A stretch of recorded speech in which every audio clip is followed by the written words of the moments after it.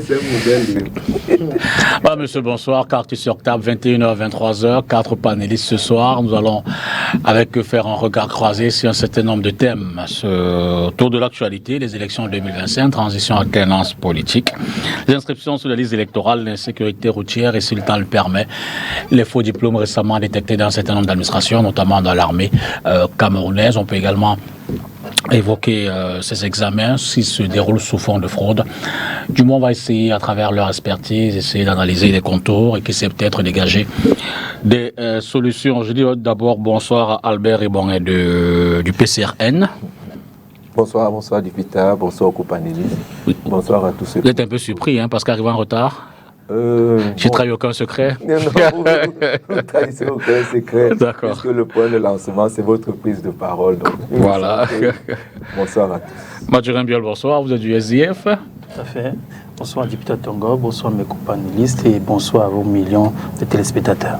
Emmanuel Kounier du MRC, bonsoir. Bonsoir, monsieur député Tongo. Bonsoir à mes companélistes également. Bonsoir surtout à mes camarades, mes amis politiques et surtout à l'illustre secrétaire général adjoint numéro 3, M. Binyam Pierre Emmanuel, qui a perdu sa mère et dont nous allons aller, n'est-ce pas, la conduire à sa dernière demeure samedi prochain. Je lui dis un grand bonsoir et qu'il sache que toute la Renaissance sera là pour accompagner la maman de ce digne représentant de la Renaissance à sa dernière demeure.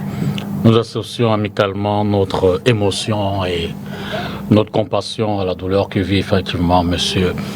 Binyam Emmanuel, qui a l'habitude de nos plateaux, vraiment paix à la maman qui est partie. Bonsoir, honorable Marlise Rose Tongo-Doualabel. Bonsoir. Merci également d'être là. Je le rappelle que vous êtes du RDPC.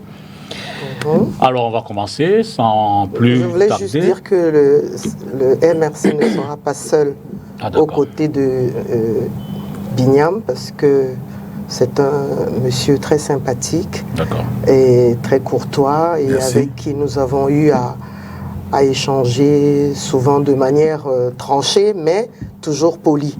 Et donc, du coup, je me sens effectivement concerné par cet événement, la perte de sa maman. Et j'espère que j'aurai les moyens d'être à ses côtés. Merci. On va commencer donc cette émission de ce soir, peut-être sans transition, Eric. On va tout de suite aller dans le regard croisé. Albert, par rapport à cette élection, au fur et à mesure que on s'y rapproche cette année électorale, pour faire de façon triviale, pour faire global, sachant que techniquement, si tout se déroule tel que le calendrier le prévoit, d'ici le mois de février, du mois au premier trimestre de l'année 2025, on aura au moins les élections de proximité. Sous-entendu que la présidentielle interviendrait en fin d'année, autour du mois d'octobre. Au fur et à mesure qu'on évolue donc, qu'on se rapproche, et cette année, j'ai failli dire fatidique, avez-vous le sentiment qu'il y a une forme de sérénité dans la vie politique qui permet aux partis de s'épanouir, de se mouvoir, de débattre et d'appréhender, d'aborder cette échéance-là avec un œil qui c'est peut-être positif, favorable? Sérénité, non. Je dirais qu'il y a une émulation. La vie politique est très animée, ça il faut le dire. Et les trajectoires et les stratégies des uns et des autres ne sont pas totalement dévoilées. Mais il faut saluer l'engouement que les Camerounais ont à vouloir s'inscrire sur les listes électorales et remarquer, pour le fustiger aussi, le rôle trouble de certains acteurs qui, au lieu d'encourager cette participation civique et citoyenne, travaillent à décourager ou à créer des pesanteurs là où il ne doit pas y en avoir. On veut également rappeler à Elekam son rôle central dans ce jeu de l'inscription sur les listes électorales et déplorer que dans certains pays dits de la diaspora, les inscriptions se font à peine ou ont commencé très tard. Les analystes ont beau parfois négliger cet aspect des choses, mais il faut se rendre à l'évidence que si dans notre diaspora on peut compter 8 millions de Camerounais et peut-être 5 millions de lecteurs, il faut dire que ce nombre est largement suffisant pour faire basculer une élection d'un côté comme de l'autre. Donc ça ne peut pas être des faits que l'on doit aborder avec simplicité pour qu'à la fin, le Conseil constitutionnel nous dise que oui, il y a eu des irrégularités, mais elles ne sont pas de nature. Moi, j'aime toujours rappeler à ceux avec lesquels on échange que cette formule vient entériner mais des pratiques malsaines parce que l'on n'évalue pas l'impact sur le champ social que peut avoir cet effet de découragement. C'est-à-dire que lorsqu'un concitoyen n'a pas pu aller s'inscrire dans des conditions normales, le fait de reporter simplement sa difficulté, ça peut impacter les autres qui ont aussi l'envie de s'inscrire en disant rien n'a changé, rien n'est possible et même l'alternance qu'on veut nous vendre, ce n'est pas possible. Donc il faut simplement que les différents acteurs se prennent au sérieux et pensent que ce pays doit se redresser, mais il doit se redresser par l'action de tous. Et ceux qui ont la charge par les pouvoirs publics de pouvoir jouer certains rôles, qu'ils les prennent au sérieux parce que l'avenir du Cameroun, je pense que nous tous, nous avons notre contribution à apporter. Et nous, au PCRN, on continue d'appeler tous les citoyens de ne pas céder au découragement, de persister parce que le changement d'un régime de 40 ans n'est pas chose aisée. Il faut que chacun prenne sur lui pour pouvoir le faire. Mathurin Biol, ambiance, sérénité, apaisement, grincement de dents. Il faut dire que malgré les petits secousses, il y a beaucoup de sérénité. Donc le congrès, nous avons terminé le congrès le 27, 28, 29 octobre 2023. Donc depuis cette période-là, je pense que la BAC SDF navigue sereinement sur les eaux politiques du Cameroun. Et le chairman du SDF, le Noura Joshua aussi, a entamé depuis le mois dernier une tournée nationale, n'est-ce pas, qu'il a conduit dans différentes régions du Cameroun, du nord au sud, malgré le fait que dans la région du sud, n'est-ce pas, il y a eu une étape où le RDPC n'a pas voulu, en tout cas certains militants du RDPC ont cru devoir empêcher que son meeting se tienne ou bien qu'il n'est-ce pas, discute librement avec les citoyens de cette zone, mais tout est revenu dans l'ordre, la tournée a continué et je pense que nous sommes en train de travailler sereinement pour amorcer l'année électorale qui sera celle de 2025. Et au-delà de l'autre partie, dans l'ambiance générale, comment vous appréciez le climat, l'évolution, la température politique La température est en train de grimper. Elle est en train de grimper. On sent que les choses bougent, on sent que des événements particuliers se préparent. On voit le RDPC déployer ses stratégies, n'est-ce pas, qui donnent l'impression que soit le RDPC ne souhaite pas que les élections se déroulent de façon sereine, parce que l'intervention du MINAT au sein de certains partis politiques, n'est-ce pas, crée du trouble et amène, n'est-ce pas, à se poser la question quels sont les desseins du MINAT et quels sont véritablement les calculs que le RDPC est en train de déployer. Donc globalement, on sent que la pression monte, la température grimpe, mais nous sommes sereins et nous sommes en train de travailler sur le terrain afin que les deux dates, c'est-à-dire celle de février 2025 et celle d'octobre 2025, soient vraiment des rendez-vous que nous allons véritablement honorer avec beaucoup de succès. Je vais t'accrocher sur le calendrier. Ça, c'est notre débat, on va peut-être le mener tout à l'heure. Emmanuel Kounié, vous, sur la même question? Non, je crois que quand on regarde le landerneau politique, on se rend compte que nous occupons beaucoup plus sur ce qui est subsidiaire. Nous occupons sur est-ce que nous allons réussir à contourner et les camber le RDPC pour faire en sorte que les populations s'inscrivent massivement sur les listes électorales. Est-ce que le moment venu, le MINAT et M. Atangandi nous permettront, n'est-ce pas, de faire nos réunions, est-ce qu'ils peuvent nous permettre de commencer à travailler? Est-ce qu'ils ne vont pas nous l'empêcher? Ça, c'est les préoccupations majeures. Et quels sont les calculs du RDPC? Est-ce que le RDPC va permettre que le jeu politique se fasse normalement? Parce qu'ils sont spécialisés dans les coques en jambes et la tricherie. Et tout cela fait en sorte que le débat aujourd'hui, c'est-à-dire la température dont vous parlez aujourd'hui, se fait sur quelque chose qui aurait pu être considéré comme secondaire ou subsidiaire. Parce qu'aujourd'hui, ce qu'on aurait dû commencer à faire comme travail, c'est il y a 360 communes, je crois, au Cameroun, de chercher à connaître quels sont les différents plans de développement de ces communes, parce que ça existe. Connaître pour que ceux qui vont, n'est-ce pas, postuler, puissent commencer à réfléchir sur comment est-ce qu'ils feront s'ils arrivent. Et donc, nous sommes focalisés, n'est-ce pas, sur ce qui n'est pas important, sur ce qui, en principe, ne devrait pas être important. Et vous allez voir que nous irons jusqu'aux élections sans que des gens puissent savoir même ce qu'ils vont faire dans ces communes-là.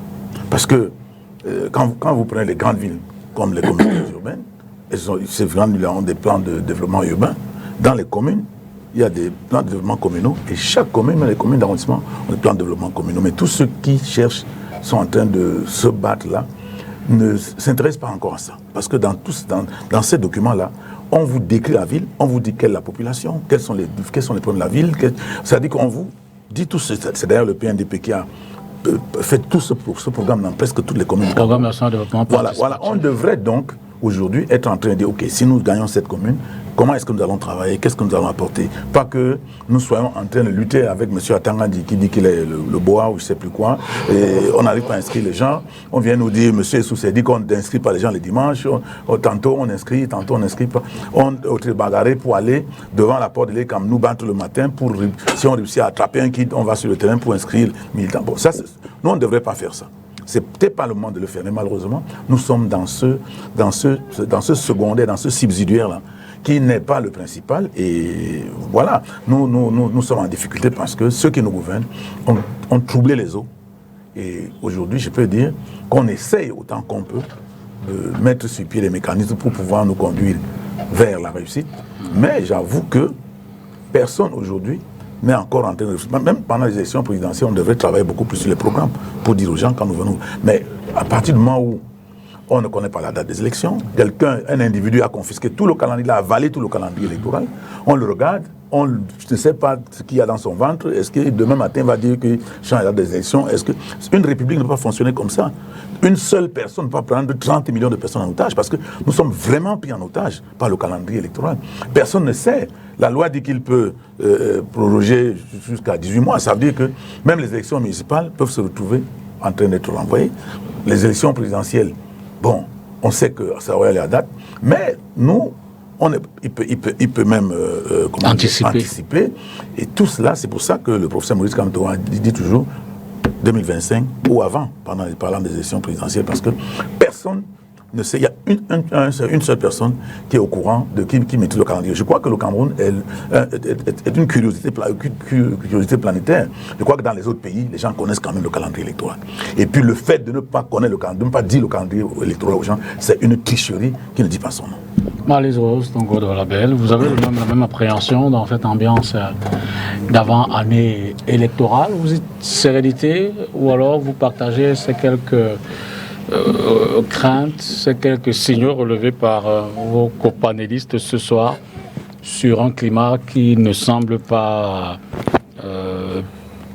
lisible en termes déjà de calendrier, d'échéancier, mais aussi en termes de déploiement de mouvements des acteurs politiques.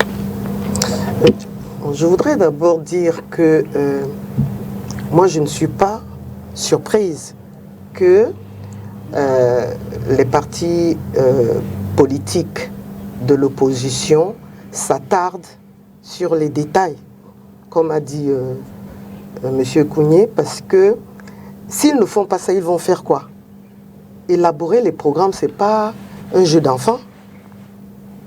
Donc, c'est plus facile pour eux de faire dans le populisme, c'est-à-dire amener les populations camerounaises à s'inquiéter de ce qu'ils peuvent appeler des intentions malhonnêtes, des crocs en jambes, etc. Oui, pourquoi? Parce que effectivement, si moi j'étais à leur place, au lieu de passer du temps à faire toutes ces jérémiades-là, je m'attarderais sur mes projets. Parce que le moment viendra où il faudra vendre des projets aux populations. Comme il a dit, il y a 360 mairies. Il y a quand même du boulot. Et il y en a pour tout le monde. Et tout le monde va se jeter dans la bataille. Et dans cette bataille-là, ce qui va compter, c'est le programme que nous allons, les uns et les autres, proposer aux populations camerounaises. Cette tendance donc à grossir les dysfonctionnements ou des petits ratés et à en faire des plans diaboliques du RDPC, moi je trouve que c'est pas juste. J'ai eu dans une de mes activités concernant les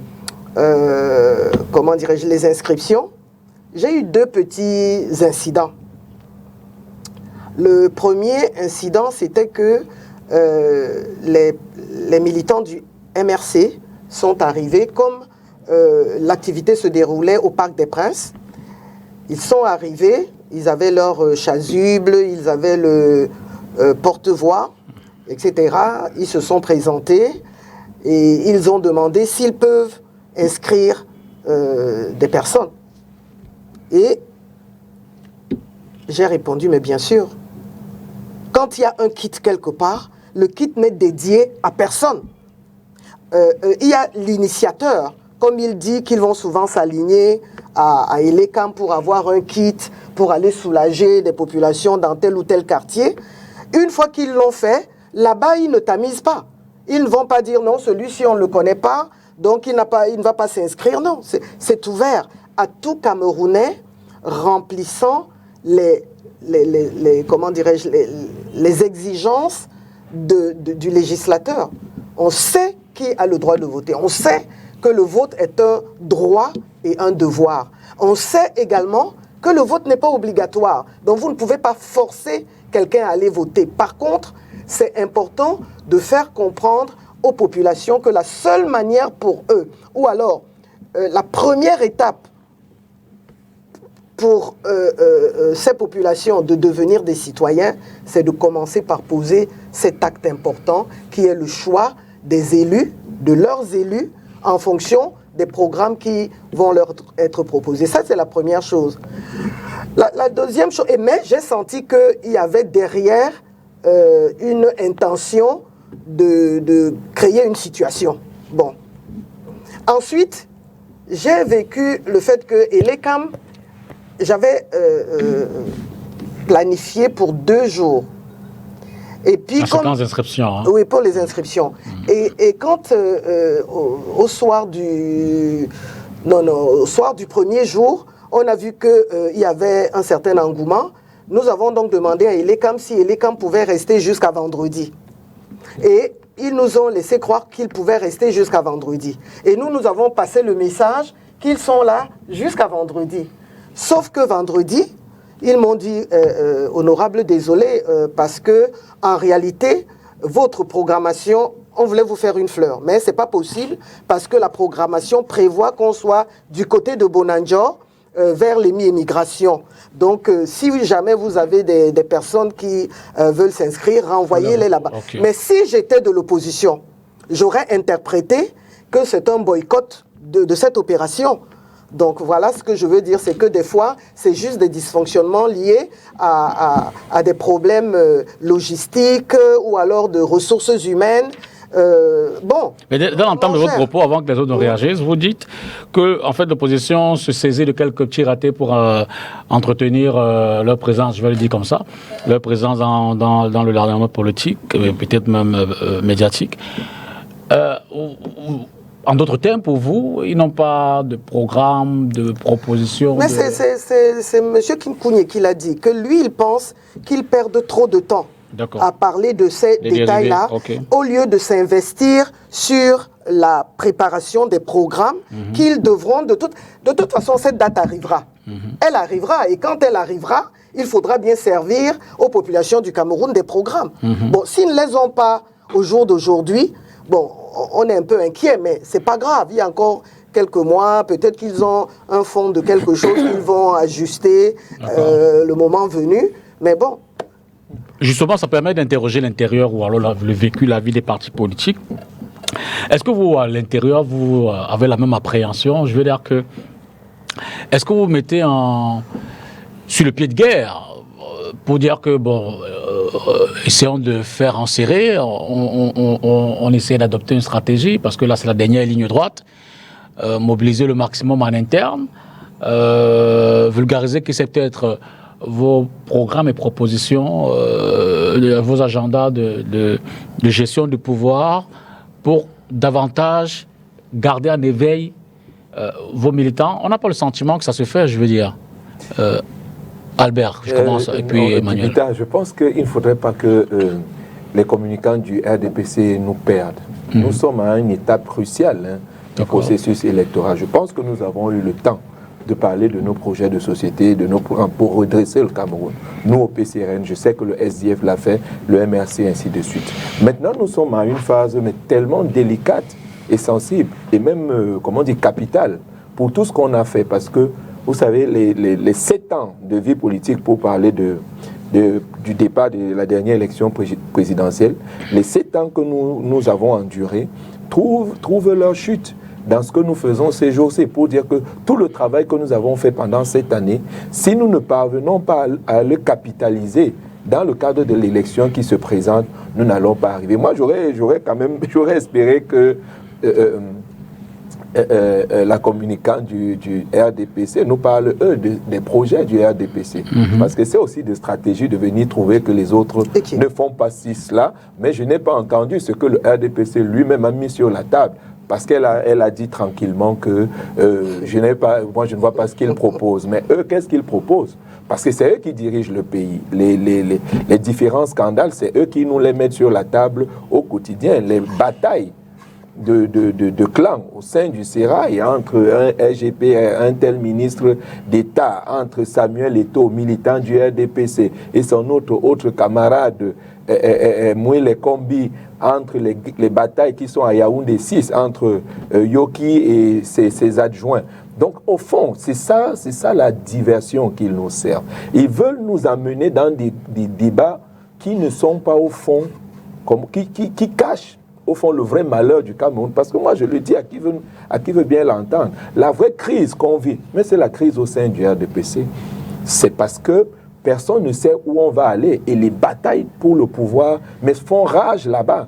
Du coup, il faut voiler les yeux en voulant dire aux gens, non, ne regardez pas trop l'affaire de l'inscription, parlez-nous plutôt de vos projets de société. Nous, on les a au PCRN. Et ils sont communs. Tout le monde connaît le fédéralisme communautaire que nous avons mis sur la table. Et nous avons des stratégies pour redresser ce pays, son éducation, ainsi de suite.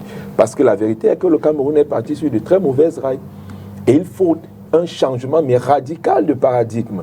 Il faut reprendre le Cameroun sur ses fondements même. Et c'est ce que nous proposons. Mais nous n'allons pas céder à cette diversion-là qui veut que lorsqu'on dit que Elekam ne fait pas son travail, ou fait mal son travail, ou qu'un parti a embrigadé lui seul le calendrier politique, que l'on prenne ça en disant « Oh, c'est une excuse ». Mais c'est très capital, puisque vous ne pouvez pas être, comment on dit, envers vos concurrents. Vous avez les règles du jeu, vous faites les règles du jeu, vous désignez ceux qui doivent vous arbitrer, et ainsi de suite, et vous estimez que vous êtes fait, et vous voulez donner la leçon aux autres en disant « On ne voit pas ce que vous faites », ainsi de suite. Donc il y a ce problème de fond qui est l'engagement réel du RDPC à instaurer un véritable système démocratique, transparent et fair play. Moi, je suis d'accord qu'à cette époque, on devrait être en train de mettre sur la table les profils pour dire qui, dans quelle localité peut faire quoi et quelle est sa vision. C'est pas mauvais, mais ils ont tellement biaisé le jeu politique, ils ont tellement biaisé le jeu démocratique, et même les joutes électorales elles-mêmes doivent être abordées de façon intelligente et même séquencée. Parce que chaque phase peut mettre à néant tous vos efforts pendant toute l'année. Donc nous restons vigilants et nous disons, pour les projets de société, nous les avons. Pour la mutualisation, parce que vous avez parlé de dynamique que l'on peut créer ensemble, il n'échappe à personne. Le PCRN s'est dit ouvert, mais à travailler avec tout le monde. La dernière sortie de Cabral Libye, lorsqu'il a fait sa tournée à l'international, il rappelait encore son engagement à soutenir tous les candidats que les forces du changement vont pouvoir mettre pour porter un projet de transition. Parce que parler d'alternance actuellement, c'est compliqué. Le Cameroun est sur de tellement mauvaises rails qu'il faut, il faut que l'on revienne d'abord sur une période intermédiaire où on va essayer de remettre des lois électorales qui soient faires et transparentes. On parle de la transition de l'alternance tout à l'heure. Emmanuel Kounié. Oui, moi ce que je voudrais dire, c'est que justement le RDPC à monter une stratégie ou des stratagèmes pour pouvoir perdre du temps à tout le monde. Vous êtes tombé dedans? Oui, non, pas qu'on est tombé dedans. Nous sommes allés à la deuxième session de la plateforme qui réunit ELECAM et partis politiques. Au cours de cette plateforme, on réfléchit sur comment, parce que c'est eux qui ont créé cette plateforme. Ils ont appelé les partis politiques, le RDPC, l'administration. Bon, c'est un autre cas de distraction, puisque quand nous y arrivons, on nous dit, moi j'ai été appelé à faire un exposé, j'ai fait l'exposé, mais au cours de l'exposé, je leur ai démontré qu'on ne peut pas penser qu'on inscrit les gens et il n'y a même pas de kit. Vous prenez un arrondissement comme Douala 5e, c'est 5 kits. Douala 1er, c'est 4 kits. Quand l'honorable Malice Bell vous dit que les candidats disent que non, le kit va plutôt aller à Bonanjo et tout ça, c'est parce que justement, les kits sont... Et d'ailleurs, j'ai posé la question à Madame Dorothy Diema et Monsieur Titi Mouel, Conseil électoral. Voilà, pour leur demander, mais écoutez, qu'est-ce que c'est que cette histoire où vous avez 4 kits et les kits sont en panne? Difficilement, on en a 3. Ils nous ont dit que les kits de 2012 sont déjà hors d'usage, sont foutus, ne marchent plus. Les kits de 2014 ont très souvent des soucis. On ne les remplace pas, ceux qui sont... Ils n'arrivent pas. Et puis la dame nous dit, nous espérons que ceux qui gèrent le budget du Cameroun vont pouvoir, n'est-ce pas, dégager des moyens pour qu'on puisse s'approprier davantage de kits. Alors voilà, on va vers une élection présidentielle et le matériel d'inscription sur les listes électorales fait défaut parce qu'il n'y en a pas. Vous ne pouvez pas... C'est-à-dire que quand un kit vient dans un quartier, on fait 2 jours et on disparaît. Et on attend peut-être un mois pour que le kit revienne. Et ça devient très compliqué parce que les gens devraient être capables de s'inscrire facilement dans la proximité. Donc, nous sommes obligés de nous déplacer, d'aller à ELECAM, d'essayer de voir comment faire pour que les kits puissent être mis à la disposition de nos sympathisants et de nos militants, ce qui nous pose un grand problème. Mais il faut noter que quand on y arrive, on se rend compte que ELECAM n'est pas toujours neutre. Il y a quelques agents d'ELECAM qui travaillent normalement, mais il y a d'autres qui sont carrément des militants du RDPC. Ah, je regrette, c'est le lieu de le dire. À Douala 1er, nous avons eu cette impression. Cette impression avec la dame qui est là. On s'est plaint même au régional pour dire que cette dame, c'est un agent du RDPC, puisqu'elle travaille vraiment pour le RDPC. Et il nous a promis de résoudre le problème. Jusqu'à présent, on attend et on est en contact avec lui pour que, je ne voudrais pas citer son nom, mais elle travaille vraiment pour le compte du RDPC. Et elle nous met des bâtons dans les roues. Et quand c'est le cas, nous sommes obligés d'utiliser toute notre intelligence pour cela. Alors, quand on parle des programmes, nous n'avons pas de point de programme. C'est moi qui vous ai parlé des plans de développement communaux et tout cela. Nous avons tous ces programmes à disposition. Mais nous n'avons même pas le temps de le lire et de l'expliquer à nos militants. D'ailleurs, vous savez que quand il y a eu les dernières élections présidentielles, le programme du MRC a été divulgué, publié. Le professeur Maurice Kamto a essayé de faire tout ce qu'il pouvait pour dire que le MRC avait un programme qui se structurait en 5 piliers et que le premier pilier était la réforme institutionnelle. Le Cameroun doit commencer parce que vraiment les institutions chez nous c'est de la villageoiserie. Vous ne pouvez pas avoir un monsieur qui est au pouvoir, qui pense qu'il va aux élections et qui nomme tout le conseil électoral, il nomme tout le conseil constitutionnel, et il nomme les sous-préfets, et il est candidat lui-même, et il dit allons aux élections, et il a le calendrier électoral dans sa poche, et avant d'aller aux élections, il a le résultat.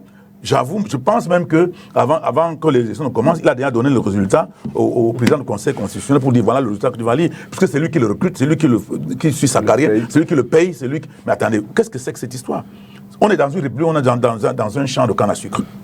Donc, nous voulons que le Cameroun devienne un pays normal, c'est-à-dire un pays où les citoyens, où il y a ce que d'autres appellent égalité de chance. Est-ce qu'il y a l'égalité de chance pour tous dans ce système? Pas du tout. On a dit que c'est des petites situations, mais quand quelqu'un confisque le calendrier électoral, c'est un grand problème. On ne sait pas, vous ne pouvez pas préparer un examen sans connaître le jour de l'examen. C'est-à-dire que quand vous avez votre calendrier, vous pouvez vous organiser, vous mettez un chronogramme, vous travaillez en fonction, n'est-ce pas, de l'objectif que vous voulez atteindre.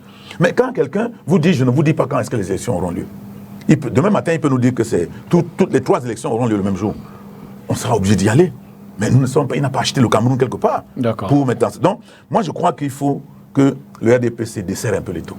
S'il voudrait que... Et d'ailleurs, c'est fort de tout cela que nous avons décidé aujourd'hui de dire à tous ceux qui sont les nôtres.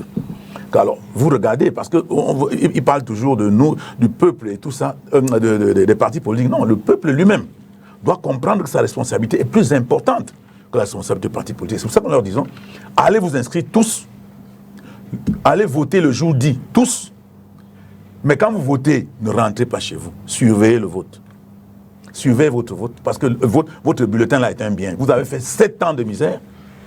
Vous avez payé pendant 7 ans. Si vous perdez 2 journées ou 3 journées sans dormir, c'est mieux que de rentrer chez vous et perdre encore 7 ans après. Suivez votre vote et défendez votre vote. Pas les moyens qui sont les vôtres dès que vous vous rendez compte que ces gens qui ont l'habitude de voler les résultats, puisqu'ils n'ont jamais gagné l'élection depuis 92, ils ont perdu en 92, ils ont arraché et ils arrachent régulièrement. Pas les moyens qui sont les vôtres, c'est quoi Pas les moyens qui sont les leurs. De toute façon, nous leur demandons de défendre leur vote. Ne permettez plus à ce qu'on vous donne un résultat qui n'est pas le vôtre. C'est quoi leurs moyens? C'est à eux de savoir. De toute façon, chacun a ses moyens. Mes moyens ne sont pas les vôtres. Certainement. Voilà, donc il faut que les gens défendent leur vote cette fois. Il n'est pas question du tout que les gens viennent nous dire irrecevables. Et tout ça. Parce que ces gens-là, ils ne feront plus ça, de toute façon. Non, pour garantir qu'ils ne le feront pas. Et s'ils le feront, alors, ce qui arrivera, arrivera. Mathurin, c'est une question. Le SDF a 34 années, n'est-ce pas, d'existence. Nous venons récemment, le 26 mai, de célébrer notre dernier anniversaire. Ça veut dire que nous avons l'expérience, la maturité qui convient pour avoir des programmes, pour avoir des idées, pour avoir des structures, pour avoir une organisation qui est prête à gouverner, qui est prête à diriger. Et le SDF, c'est un parti qui est un parti de gouvernement, c'est-à-dire qui est un parti qui, depuis, est déjà prêt pour diriger ce pays. Nous avons un shadow cabinet, c'est un gouvernement de l'ombre, constitué, n'est-ce pas, des technocrates, constitué d'intellectuels qui sont, à chaque jour, n'est-ce pas, qui travaillent à critiquer l'action du gouvernement, à examiner les actes qui sont posés par les différents membres du gouvernement et à proposer des idées lorsque nous serons au pouvoir. Donc ça veut dire qu'à ce niveau-là, nous n'avons pas de leçons à recevoir, ni du RDPC qui depuis on convoit ce que les différentes propositions et les différents programmes de leurs champions ont déjà eu, n'est-ce pas, à donner comme résultat. On a lu le libéralisme communautaire de M. Biya lorsqu'il a été publié, mais jusqu'aujourd'hui, il peine à être mis sur pied. Est-ce que c'est un programme? Aujourd'hui, tous les secteurs sociaux les plus importants, l'éducation, la santé, le logement, le transport, sont véritablement en pleine déliquescence.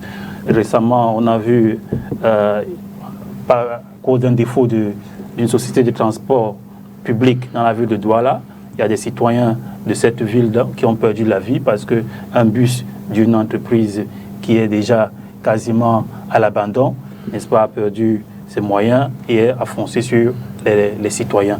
Vous comprenez que ce défaut de transport dans un secteur social très important fait en sorte que, à ce niveau, on ne peut que totalement condamner et critiquer les différents programmes qui ont été proposés par le régime de M. Biya.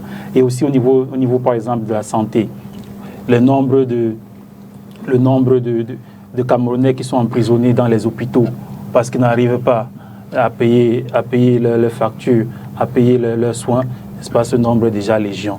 Et aussi les femmes qui sont éventrées dans les cours des hôpitaux à la lame parce qu'elles n'arrivent pas à payer leurs soins. Vous vous souvenez tous de la jeune dame, Monique Koumatekel. Tu vis dans le passé, toi? Nous ne vivons pas dans le passé, nous vivons dans les réalités de ce pays. Non, c'est la réalité. Lorsque les Camerounais n'arrivent pas à se soigner, lorsque les Camerounais n'arrivent pas à se déplacer, aller et venir librement, récemment encore, 3 régions du Cameroun ont été coupées de la région du littoral. Je vais parler de la région de l'Ouest et de la région du Nord-Ouest et Sud-Ouest, n'est-ce pas? Parce qu'une route qui est la nationale numéro 5, qui est censée véritablement permettre aux Camerounais de vaquer librement à leurs occupations et aussi de pouvoir s'enrichir pour ceux qui ont des activités économiques, cette route-là a été coupée pendant 2 jours, tout simplement parce que l'État est désastreux. Et ce qui nous permet donc de saluer l'action de l'honorable Benjamin Djemeni, qui avait interpellé le gouvernement, n'est-ce pas, en faisant une descente sur le terrain, le Ram Djemeni qui est député du SDF du Mongo Sud, n'est-ce pas, pour interpeller le gouvernement afin qu'une solution rapide soit trouvée pour permettre que cette route-là, n'est-ce pas, desserve vraiment ces régions et serve les Camerounais. Donc ces différentes critiques sur les secteurs sociaux qui sont les plus importants nous permettent de dire que nous avons des projets alternatifs, nous avons un programme alternatif et qui convient tout simplement aux Camerounais de se dire que voilà, si face à nous, il y a des gens qui pendant 42 années ont un bilan aussi négatif et indéfendable, pourquoi ne pas donc tenter une autre solution?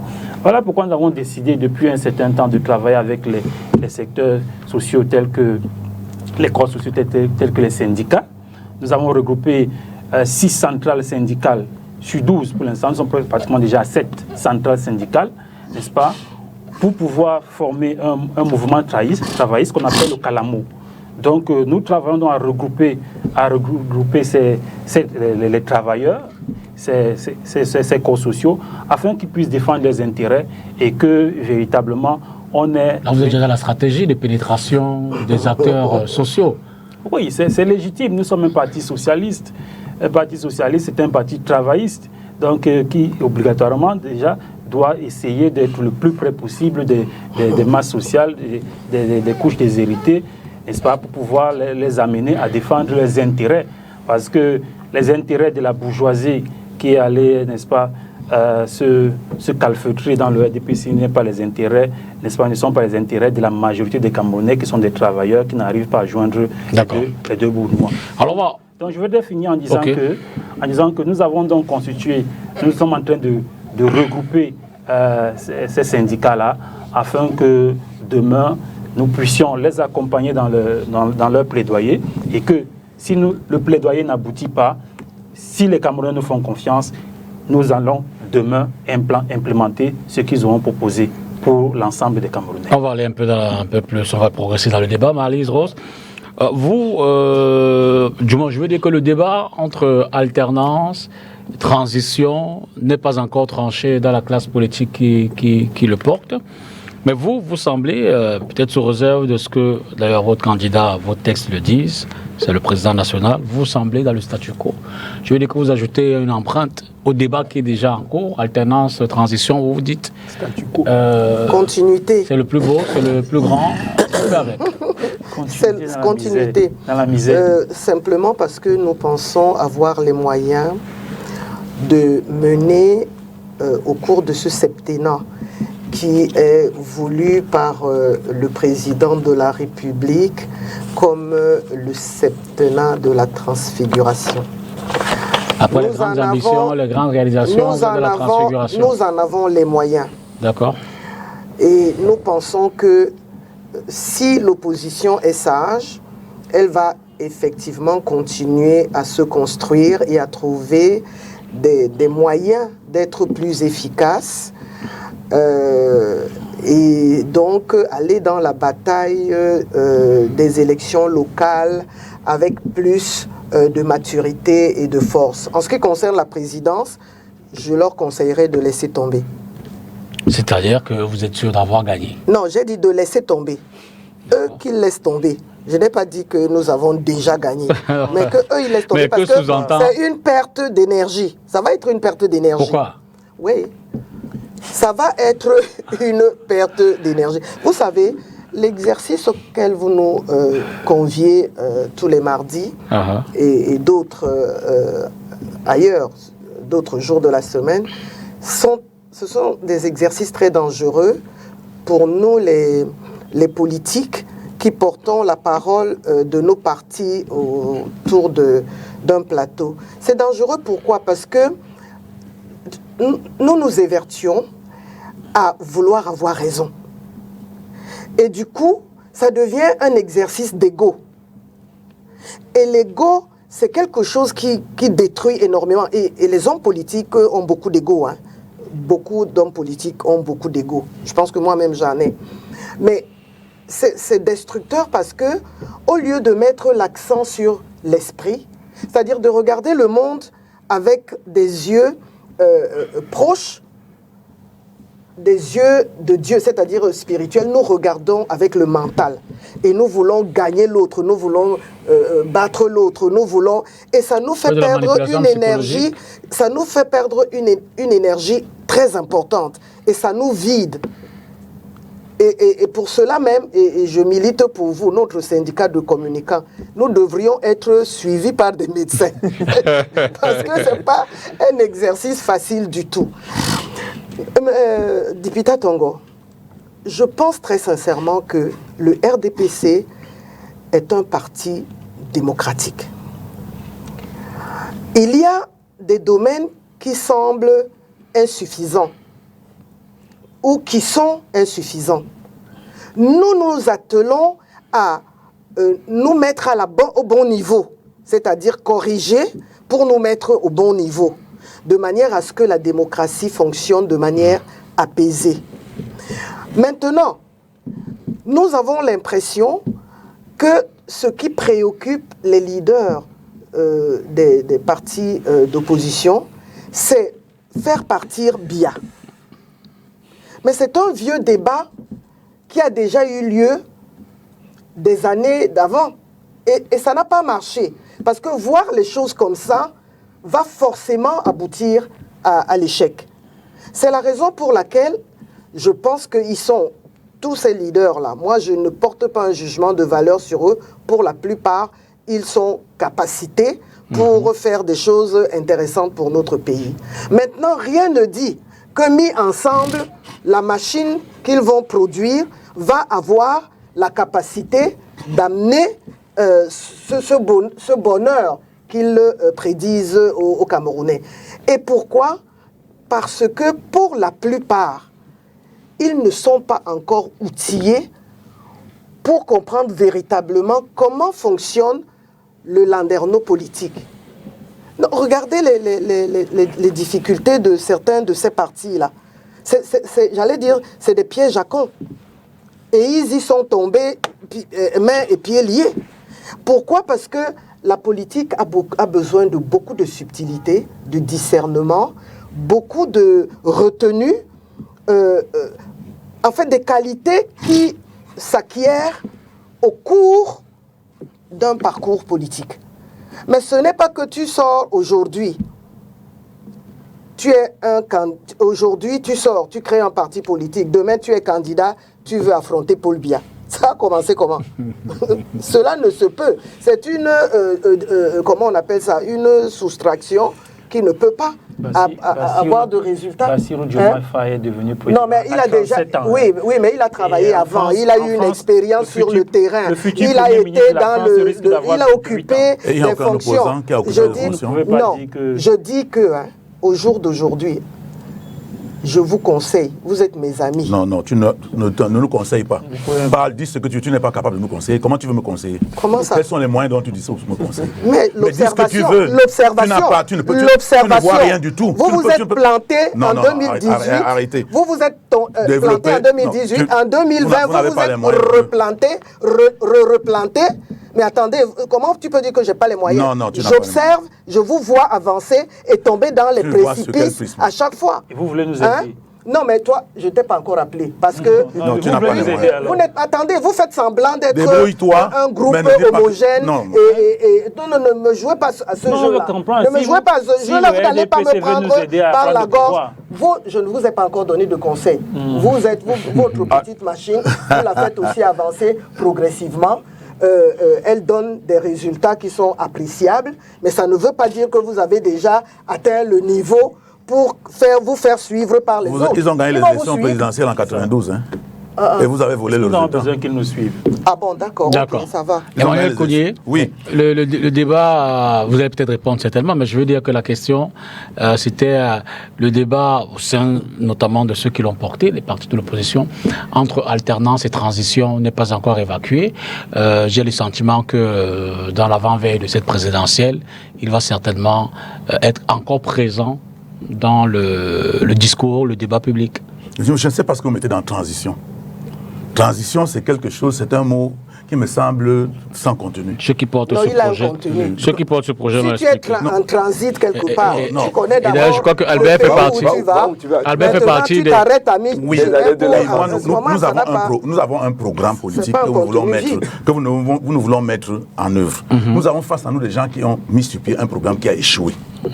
Ce programme a échoué et tout le monde le sait. Ils ont apporté un programme économique qu'ils ont appelé DNCE. Eux-mêmes nous ont dit en 2010 que le programme a échoué, puisqu'ils s'attendaient à avoir un taux de croissance de 6%, ils n'ont eu que 4%, et ils n'ont pas, c'est-à-dire qu'ils ont échoué et ils l'ont reconnu. Et ils ont dit d'ailleurs dans le nouveau programme, qui est le fils de l'autre, qu'ils voulaient qu'à partir de 2010, que le secteur privé soit le moteur de la transformation structurelle du Cameroun, de l'économie du Cameroun. Ils ont mis quelque chose qu'ils appellent SND 30, et ils ont proposé aux Camerounais que c'est-à-dire que le chemin à suivre, c'est de tout faire pour qu'on assiste à l'import-substitution. C'est-à-dire que les Camerounais produisent ce qu'ils importent. Ils importent, c'est-à-dire qu'ils substituent ce qu'ils produisent à ce qu'ils ont l'habitude de consommer, d'importer, de consommer, de manière à qu'à un moment donné, qu'ils puissent inverser la balance et exporter beaucoup plus et non plus importer. Là également, ils ont échoué. Et je vais vous dire, on a l'impression qu'en dehors d'eux, personne ne peut gouverner le Cameroun. Mais je voudrais vous dire qu'en 2010, quand ils le disent, le Cameroun n'est pas un pays seul sur la planète. Nous avions la Côte d'Ivoire qui, en 2010, était en guerre et a la même population que le Cameroun. Faux exemple. A la même population que le Cameroun. Et en 2010, on avait presque le même budget et presque le même produit intérieur brut. Aujourd'hui, la Côte d'Ivoire a un taux de croissance de 6,5%. Nous sommes encore à 4%. La Côte d'Ivoire a un budget de 13 000 milliards. Nous sommes encore à 6 000 milliards. C'est-à-dire qu'ils ont 2 fois notre budget. Ce n'est pas les nouvelles que moi j'ai. Non, je vous donne les chiffres. Allez, la Côte d'Ivoire a un taux de... la Côte d'Ivoire a un PIB. Attendez, je vous dis, vous pouvez aller demander à qui vous voulez. Je le dis en public, je le dis à Mondovision. 39 000 milliards de PIB. Nous sommes à 23 000 milliards. 16 000 milliards. Mais c'est aussi vous les économistes qui disent que lorsqu'un pays sort de la guerre, systématiquement, il se retrouve en situation de croissance parce qu'il part de zéro pour monter. Oui, mais le problème, vous pouvez le dire, parce que là, ça, par rapport au taux de croissance, vous pouvez le dire.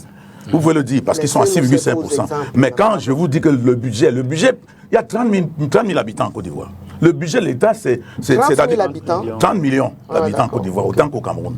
C'est-à-dire le budget, c'est l'élément sur lequel l'État s'appuie pour pouvoir réguler l'économie, pouvoir agir dans l'économie.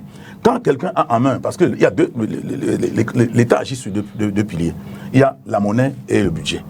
Bon, nous n'avons pas la monnaie, mais on a le budget. Alors quand ils ont 13 000 milliards, ça veut dire que la commande publique, quand ils le font, ça insuffle beaucoup plus d'énergie dans l'économie. Nous sommes à 6 000 milliards parce que ces gens ne travaillent pas. Je vais vous prendre un exemple simple. Quand vous sortez là, vous allez dehors, vous dites que vous voulez prendre une tasse de café, n'importe où dans le quartier. On va vous servir le Nescafé, c'est le café ivoirien. C'est le café ivoirien que tout le monde boit au Cameroun. Nous avons le café au Cameroun, mais nous ne sommes pas capables de transformer notre propre café. Et je peux le dire, je peux aller dans plusieurs secteurs ainsi. C'est pour dire que ailleurs, les gens travaillent.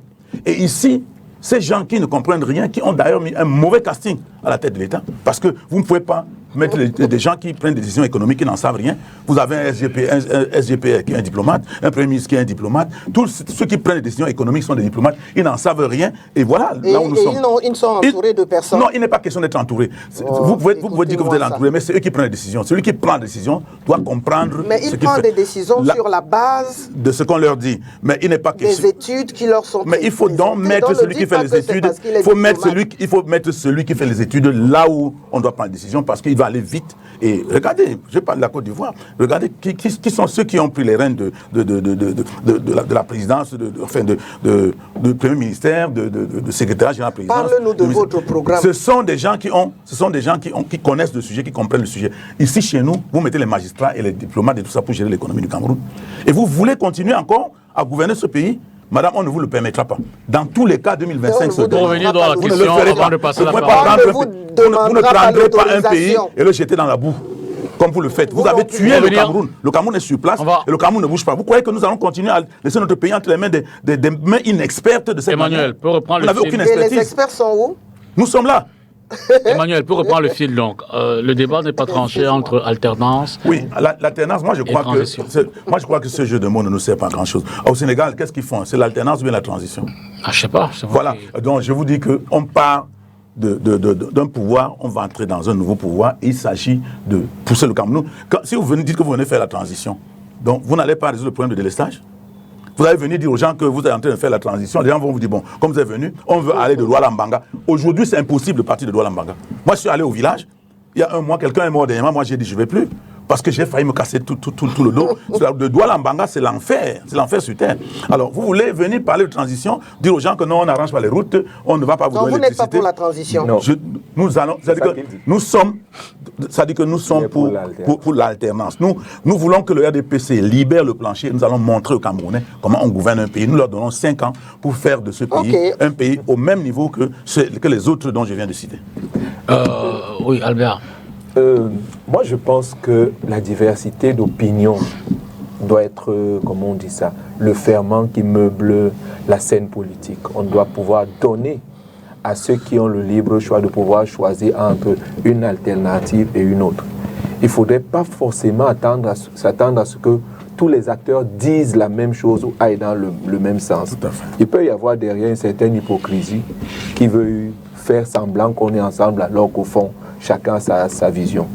Nous pensons que la transition est, est l'approche qui s'y est. Parce que le pays est dans un tel état de délabrement que l'on ne peut pas s'engager avec un coup de baguette magique en disant un peu comme l'aîné dit ici, là, qu'en 5 ans, on va tout résoudre. Je veux dire que c'est tromper les Camerounais. On ne va pas tout résoudre. Oui, exactement. Mais nous allons... Non, il y aura au moins la route pour aller au village. Exactement. Donc, non, je dis en Mbanga. Nous pensons que... Mais pour arriver au village, tu passes par Mbanga, non? Oui, bon, je peux m'arrêter en Mbanga. Pourquoi voulez-vous que je continue? Permettez-moi. Donc nous pensons qu'il faut effectivement réorganiser le Cameroun par ses lois et même par les personnes qui sont aux destinées de certaines choses. Le dire que du jour au lendemain, une équipe viendra, va rendre tout ce qui est noir en blanc, c'est un vrai problème. La première des choses, et je pense que nous tous, nous serons d'accord ici, le vrai problème des Camerounais, c'est leur mentalité. Et nous tous, nous savons que le changement de mentalité, c'est quelque chose, c'est un processus qui prend du temps. Et nous en sommes conscients, nous pensons qu'il faut mettre sur la table des projets, des visions. Il faut restructurer même le code électoral pour qu'il y ait une élection qui se veut libre et transparente. Parce que l'on ne peut pas prétendre avoir un code électoral mauvais et dire qu'il va produire de bons dirigeants subitement et que ces dirigeants-là vont travailler subitement à tout remettre à plat. Moi, je pense qu'il faut être sérieux. Il faut que les hommes politiques soient eux-mêmes aussi un peu humbles et de comprendre quelle est toute la tâche qu'il y a à avoir. Donc moi, ce que je voulais aussi dire, pour faire un petit crochet sur l'avis de l'honorable tout à l'heure, qui pensait qu'il faut que les hommes politiques sachent porter, comme on dit, les visions, les vues de l'esprit. Non, il ne s'agit pas de cela. Pas les vues de l'esprit, tu n'as pas compris. Puisse adopter une vision qui se calque sur l'esprit. Regarde le monde avec les yeux de l'esprit. Voilà, très bien. Plus que les yeux du mental. Mais très bien. Au-delà de ça, la difficulté avec c'est-à-dire quand ça vient du RDPC, ça nous touche très difficilement. Parce qu'au-delà de tout ce que vous dites, vous avez un bilan. Et votre bilan parle pour vous. Et ce n'est pas un bilan de 10 ans, ce n'est pas un bilan de 20 ans, vous avez un bilan de 40 ans.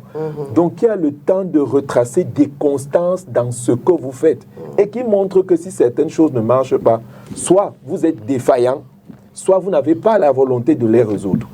Nous traînons tranquillement avec 2 staffs techniques de l'équipe nationale. Dites-moi, la vue de l'esprit ou bien tous les yeux que vous voulez que nous on ait, pour vous, ça ne vous choque pas?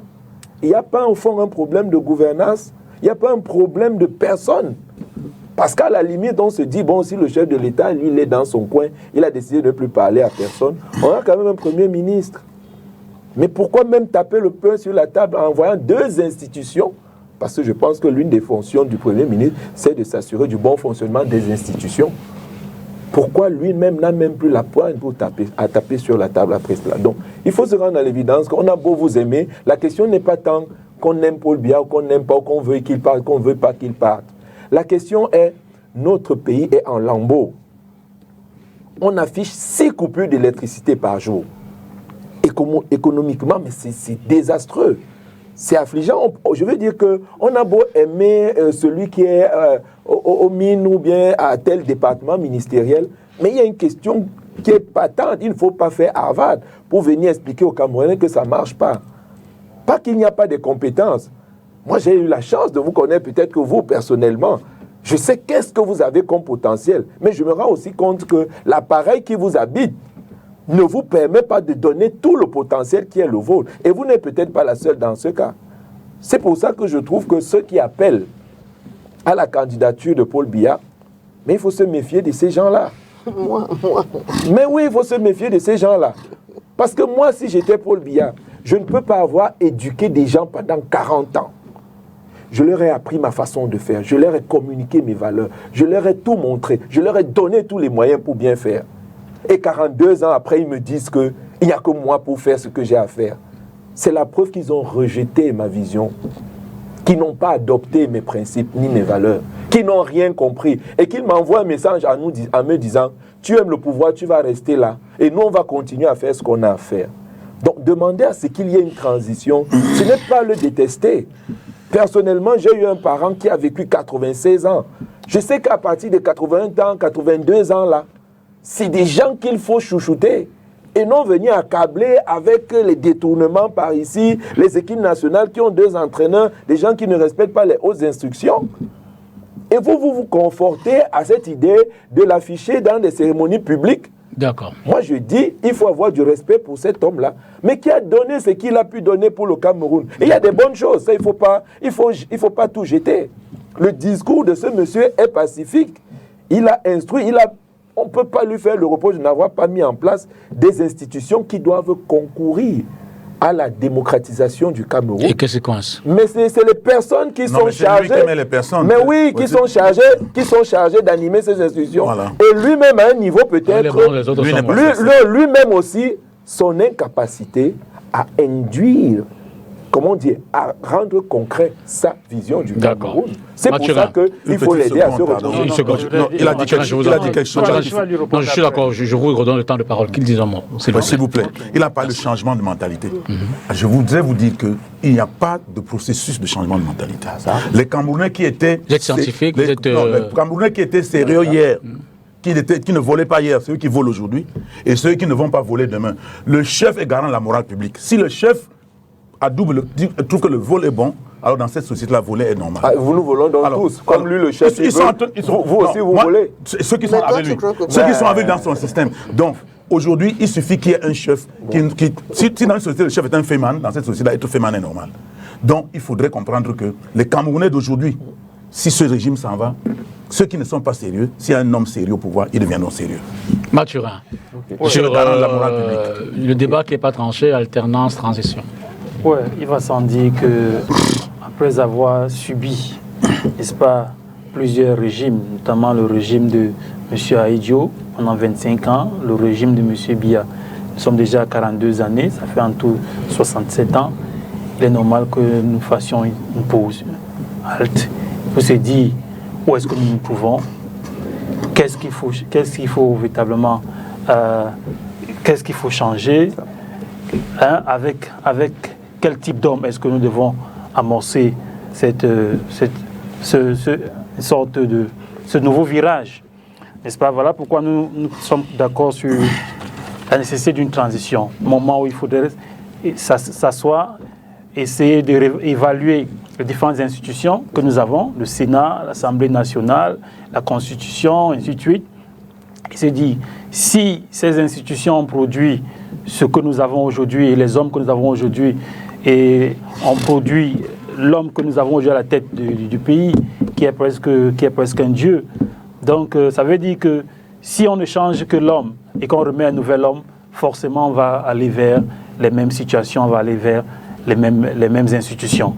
Donc à l'état actuel de ce pays, avec un président de la République qui nomme quasiment à tous les postes dans la République, que ce soit au Sénat où il doit nommer, je pense, c'est 30%, n'est-ce pas, des sénateurs. À l'Assemblée nationale, quasiment, c'est lui qui choisit la plupart des députés à partir de son parti. Les gouverneurs, c'est lui qui les nomme. Les magistrats, en tout cas, toutes les institutions, pratiquement, c'est lui qui nomme toutes ces personnes qui sont en charge de les animer. Vous comprenez qu'on a ici un démiurge. Un démiurge. Donc, ça veut dire que maintenant, il faut donc remettre les choses à plat et se dire que devons-nous continuer avec un Sénat ou non? Qu'est-ce que le Sénat nous apporte? En avons-nous vraiment besoin? Sinon, on fait comme ça a été fait au Sénégal. On dissout cette institution. Donc, on se pose les mêmes questions pour les autres organes. Le Conseil constitutionnel, en l'état actuel, est-ce que véritablement il permet de construire un pays démocratique et un pays prospère? Sinon, on décide de le changer, de modifier son fonctionnement et d'aller vers une nouvelle voie. Donc, de toutes les façons, il faut éviter qu'on ait toujours à la tête de l'État quelqu'un, n'est-ce pas, dont toutes les institutions sont à son service. Aujourd'hui, lorsque nous demandons, par exemple, dans le SDF, que l'école qu'on appelle l'ENAM soit dissoute, c'est parce que justement les administrateurs qui sont de cette école sont au service non pas du peuple camerounais, mais au service d'un homme. Donc, du coup, lorsqu'ils sont nommés, que ce soit sous-préfet ou préfet ou gouverneur, ils sont obligés de travailler à pérenniser le régime de M. Biya. Voilà pourquoi ils peuvent interdire les réunions des partis politiques qui ne leur conviennent pas. Voilà pourquoi ils peuvent tripatouiller et participer avec le RDPC ou tripatouiller des résultats afin que dans leurs différents arrondissements ou bien dans leur département, qu'ils aient les résultats qui vont faire en sorte qu'ils soient bien vus par le sommet de l'État, c'est-à-dire que par M. Biya. Vous comprenez qu'un pays comme celui-là, où une école d'administration ne forme que des individus qui sont au service d'un seul chef. Donc, écoutez, je suis en train de développer afin que vous puissiez comprendre. Donc, je disais donc, et vous savez vous-même, en 1992, le programme qui a porté l'Union pour le changement aux portes de Toudi, pour ne pas dire qu'à Toudi même, parce que tout le monde est d'avis aujourd'hui que le chairman John Fundi avait gagné cette élection. Donc, ce programme-là était un programme de transition. Tous les acteurs politiques étaient d'accord qu'il fallait d'abord arriver et pendant 3 années, n'est-ce pas, changer les choses. Et après ça, le candidat qui avait été élu ne devait même pas être candidaté pour la prochaine élection. Donc c'est la même vision, c'est celle-là qui nous conduit aujourd'hui à penser qu'au Cameroun actuellement, il faut que les choses soient remises à plat et qu'on puisse vivre ce qui s'est passé au Sénégal. Le Sénégal a l'habitude des alternances. Donc, il peut se faire l'économie d'un moment comme le nôtre, où on peut voir un chef d'État arriver au pouvoir à 37 ans. Est-ce que c'est possible aujourd'hui que quelqu'un soit président de la République à 30 ans ou à 37 ans au Cameroun? Vous comprenez donc qu'il faut véritablement restructurer les choses et il faut passer par une transition. Et nous sommes d'accord. C'est votre temps de parole, mais je veux relancer à... Alors, Emmanuel, dans le mécanisme de l'alternance, vous prenez le pouvoir, vous mettez tout à plat, vous refaites les réformes. Comment ça se passe dans votre... Nous n'avons pas besoin de mettre tout à plat. Nous prenons le pouvoir, nous mettons les gens au travail. C'est-à-dire que vous gardez le même système électoral, vous gardez le même système fiscal où les gens se sentent artificiés. Mais une fois qu'ils vont gouverner, ils vont changer les choses. Je vous ai dit que dans le programme du professeur Moïse Kanto, le programme du MRC, le premier pilier, c'est la réforme institutionnelle. Mais pendant qu'on fait la réforme institutionnelle, on est en train de travailler en économie, on est en train de travailler dans les infrastructures, on est en train de faire en sorte que les gens aient l'eau, qu'ils aient l'électricité. On ne va pas s'asseoir, dire que... Parce que quand vous parlez de transition, c'est comme si tout le monde s'assoit et quand on veut prendre une décision, c'est tout le monde qui se dit... Mais vous avez vu un pays... Vous avez vu un pays qui est géré comme ça. Attendez, vous avez vu une transition semblable à celle-là quelque part? Non, est-ce que ce n'est pas ça le schéma? Non, c'est pas ça. Mais comment ça... le type de transition, le type de transition que vous voulez ressemble à une transition qui a eu lieu dans quel pays? Moi, ça a eu lieu seulement là où il y avait les coups d'État militaires. Non, le but n'est pas de ressembler. Le but, c'est de remettre le pays pour que les process qui vont suivre soient viables. Je vous pose la Vous question. Vous ne pouvez pas, en l'état actuel, organiser une élection dans les conditions qui sont celles-ci. Même les réformes que vous allez engager vont devoir prendre du temps pour être non seulement assimilés par les acteurs. Vous nous avez laissé le temps, c'est parce que justement au Cameroun, on parle tout du temps. Dès qu'on vote une loi, on met une constitution, on va dire les institutions vont être mises en place progressivement.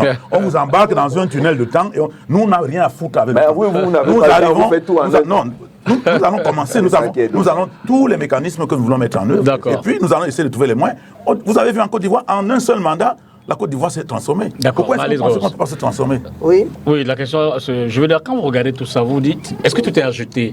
Transition, alternance, est-ce qu'il n'y a pas dans votre démarche de gouvernance un cheveu ou un poil qu'on peut récupérer et se dire, ça fait partie peut-être de l'exemple qu'on peut mettre en place pour qu'il sait peut-être mieux gérer la société camerounaise? Bon, mon niveau sur la pyramide hiérarchique, stratégique, ne me permet pas de m'engager. Mais je vais quand même dire une chose. D'accord. Je vais dire que je préfère la sincérité et la franchise du MRC.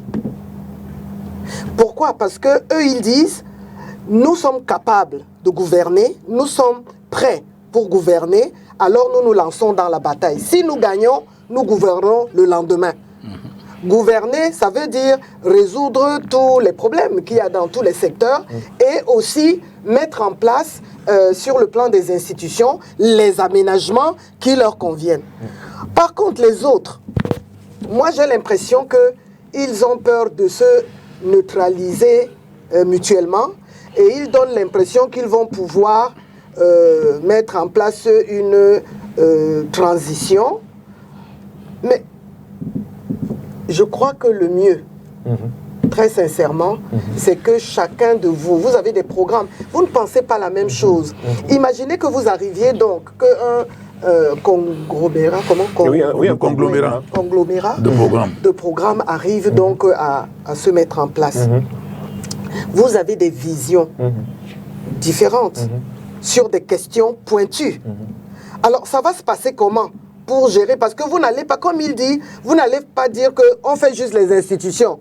Ça veut dire que le reste ne vous concerne pas. Alors, vous aurez des ministres, n'est-ce pas? Oui. Ces ministres-là seront de toutes les parties prenantes à la transition. De toutes les parties prenantes. Et donc, il y aura un ministre qui sera du... En fait, je pense qu'ils sont identifiés. Ils sont identifiés, ils sont connus. Il n'y a pas possibilité d'avoir une... Ah non, c'est vous qui le dites. Sauf sur... Attends, c'est vous qui le dites. Sauf sur les... Il y a bien un programme. Par exemple, dans votre programme de... Transition. Le fédéralisme communautaire. À supposer que c'est vous l'athée. Dans ce gouvernement de transition. Vous faites comment? Non, il ne s'agit pas de venir mettre en place notre vision à nous. Puisque nous sommes dans une démarche collective. Donc tous les programmes sont mis à côté. Oui, tout le programme est établi. Programme commun. Il est établi avant. C'est le coup d'État. Mais on peut comprendre. On appelle ça en bon français. Une salade de Non, c'est le coup d'État. Non, on peut comprendre que vous entendiez sur le mécanisme. Qui? MRC et RDPC. Pourquoi? Mais vous-même, vous n'allez pas vous entendre. Non, c'est vous qui dites, mais nous dites que nous allons le faire. Moi, j'ai entendu. Ils se sont entendus, ils sont encore au... Non, nous sommes nombreux déjà sur la plateforme. Non, je ne parle pas de l'effectif. Oui. Je parle du contenu. Mais le contenu, nous entendons. Vous êtes en train de l'élaborer. Mais nous l'élaborons avec les grandes lignes. Mais j'espère que vous êtes conscient du fait que si le socialiste est là, avec quelqu'un de droite, ça va être compliqué. Non, il n'est pas mis là pour mettre en place son socialisme. On appelle ça une coalition. Vous voyez un peu. Comment on dit ça? On met ensemble. Chez nous, c'est l'alliance, ce n'est pas la coalition. Mais voilà, vous pouvez encore appeler ça. Chez nous, c'est l'alliance. Si je comprends bien, vous vous accordez d'abord sur une forme de programme commun. Oui. Et puis vous déroulez votre... Oui. Bon, ils ont dit qu'ils vont prendre 3 ans ou 4 ans. Pendant ces 3 ans et 4 ans, on ne va pas gérer bien entendu que ce sera géré. Parce qu'il y a quelqu'un... Non, il n'y a pas de cacophonie. Il n'y a pas de 2025. Après, non, il n'y a pas de peur. Non, exactement, ils ont peur. En fait, c'est un modèle de gouvernance qu'ils ne connaissent pas, même avec leurs alliés. Vous avez vu ça? Permettez-moi de terminer. Moi, je voudrais qu'on me dise que... Permettez-moi de dire... Le programme commun de la gauche. Oui. Mais c'était un programme commun de la gauche, des gens qui ont une même idéologie. Oui, mais ici, vous avez les gens de droite, les gens de gauche. Vous-même, vous êtes de gauche. Non, notre débat est autre. Notre débat est celui des forces du changement et qui ont, comment dire, une même convergence vers les idées de ce que doit être notre République. D'accord? On n'est pas dans cette franchise ou bien dans cette fragmentation de type française que l'on veut nous imposer en disant que c'est le modèle obligatoire. Si le RDPC adhère à votre plan de mais transition. Il est bienvenu. Moi, je connais des personnes dans le RDPC qui ont leur rôle, mais pleinement dans le rôle du changement. Ils ne sont pas tous mauvais. Moi, j'ai la chance de connaître. J'ai la chance de connaître Madame Tongo avant d'être politique. Elle avait la parole. Mais je connais tout son potentiel. Mais comment on dit? Vous allez la copter. Vous allez pouvoir vous la copter. Je souffre de l'avoir embarqué. Mais oui, je souffre de l'avoir embarqué dans un navire où elle ne peut pas exprimer le 1/5 de tout son potentiel. Parce que c'est ça. Vous coptez aussi Emmanuel Kouni. Mais je ne sais pas, à lui d'être ouvert, de comprendre que ce n'est pas simplement nous avons 2 ans. Nous avons 2 ans pour mettre les infrastructures énergétiques et routières. Vous reprendrez la parole tout à l'heure. Mais nous allons très bien nous occuper de cela. Donc, pas de souci. Oui, ce que je voulais dire, c'est que tout à l'heure, vous avez fait une évaluation élogieuse qui m'a flatté. Mais ça me ramène donc au gap qu'il y a entre le politique et le professionnel ou l'opérationnel ou le technocrate. Très bien. Justement, parce que si j'arrive pas à m'exprimer comme vous pensiez que je pouvais le faire, c'est peut-être parce que il me manque quelques compétences pour me déployer. Et je suis prête, mais seulement à 70 ans, je ne vais pas apprendre grand-chose. On fera avec moi comme je suis et je donnerai le meilleur de moi-même pour que le RDPC aille jusqu'où il veut aller. Mais je vais pour chuter, je vais vous dire une chose. Nous, dans le R, quand nous réfléchissons, nous pensons que nous aurons au moins 4 ou 5 candidats. À la présidentielle, le MRC qui s'est déjà prononcé et qui ne flirte pas avec un... Et dans votre camp, là, vous allez voir que vous allez vous découper en 2 ou 3 morceaux. À la moment non, pas. Oui, non, la différence d'opinion n'est pas une fatalité. Non, laissez je vous laisse. C'est pas une fatalité, mais ça veut dire que votre stratégie est tout de même fragile. En quoi est-ce qu'elle est fragile? Elle est fragile parce que plus vous multipliez les candidats, oui. Et moins vous avez la possibilité d'accéder au pouvoir. Ah non, c'est la fin. Non, mais si je comprends, si je comprends leur schéma, c'est se mettre ensemble et puis travailler sur un programme commun et puis désigner un candidat. Il ne sera jamais là. Ah non, mais non, vous nous faites un procès en sorcellerie. Et faire la transition. C'est ce que je dis. Mais je dis que la transition... C'est cette approche, comment on dit ça, de collaboration. C'est cette approche de collaboration qui fait effectivement défaut. Et dans le RDPC et peut-être dans le RDPC aussi. La transition a un sens que quand il y a... Tu as vu le discours de ton président à Dakar? Moi j'ai vu son discours à Paris. Vous ne pouvez pas venir avec... Moi j'ai vu son discours à Paris. Donc vous les soupçonnez de vouloir faire... Non. Lorsqu'il disait qu'il veut faire quelque chose de mettre l'ancien bâtonnier. C'est pas dans le schéma politique classique du gouvernement. Je voudrais, avec ta permission, d'accord. Il a tout de suite, je voudrais dire que, en réalité, tous ceux qui ont fait des coups d'État militaires ont mis sur pied des transitions. Et cette transition-là, tout le monde a vu, ça dit qu'il essaie de tout refondre. Maintenant, vous voulez faire des élections, gagner les élections et faire une transition. C'est-à-dire, vous voulez quelque chose et le contraire. Pourquoi? Parce que je vous dis que toutes les transitions... Parce que dans son entendement, la transition ne passe pas par toutes les transitions que je connais, que nous connaissons, sont sorties des coups d'État. Enfin, vous voulez créer un modèle. Non, exactement. Il faut sortir de ces types qui nous sont imposés comme des camisoles, qui nous empêchent d'avoir les choses autrement. Vous voulez inventer quelque chose. Nous voulons personnaliser notre modèle social parce que jusqu'à aujourd'hui, on ne s'est jamais réconcilié. J'admire votre courage. Jamais. Mais on est toujours sur les bases de ce que la colonisation nous a laissé. Mais si vous prenez excuse-moi, si vous prenez le pouvoir, le lendemain, vous pouvez appeler une conférence nationale. Ben voilà. Je dis, ça participe de cette idée de rassemblement. Du PCRN. Le PCRN, si un parti prend le pouvoir, il peut dire que pour qu'on mette tout à plat, lui, il convoque une conférence nationale. Sauf que dans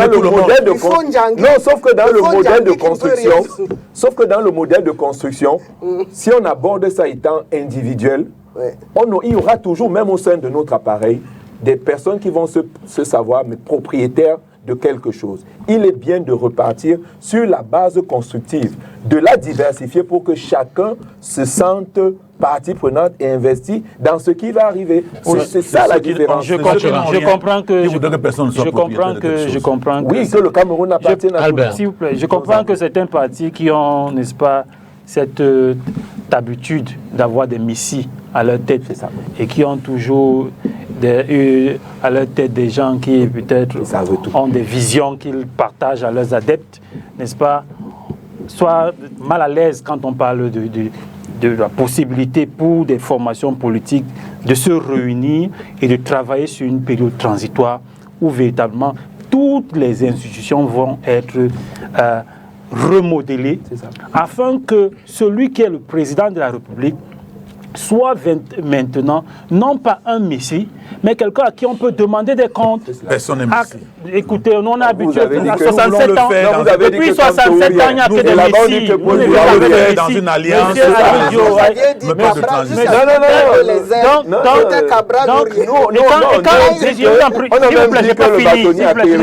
Et quand on a des formations politiques, où lors des congrès, il n'y a qu'un seul candidat, n'est-ce pas? Il n'y a pas de possibilité de lui faire une quelconque opposition. Vous comprenez qu'il est difficile de se dire qu'on va travailler avec les autres pour remettre sur pied.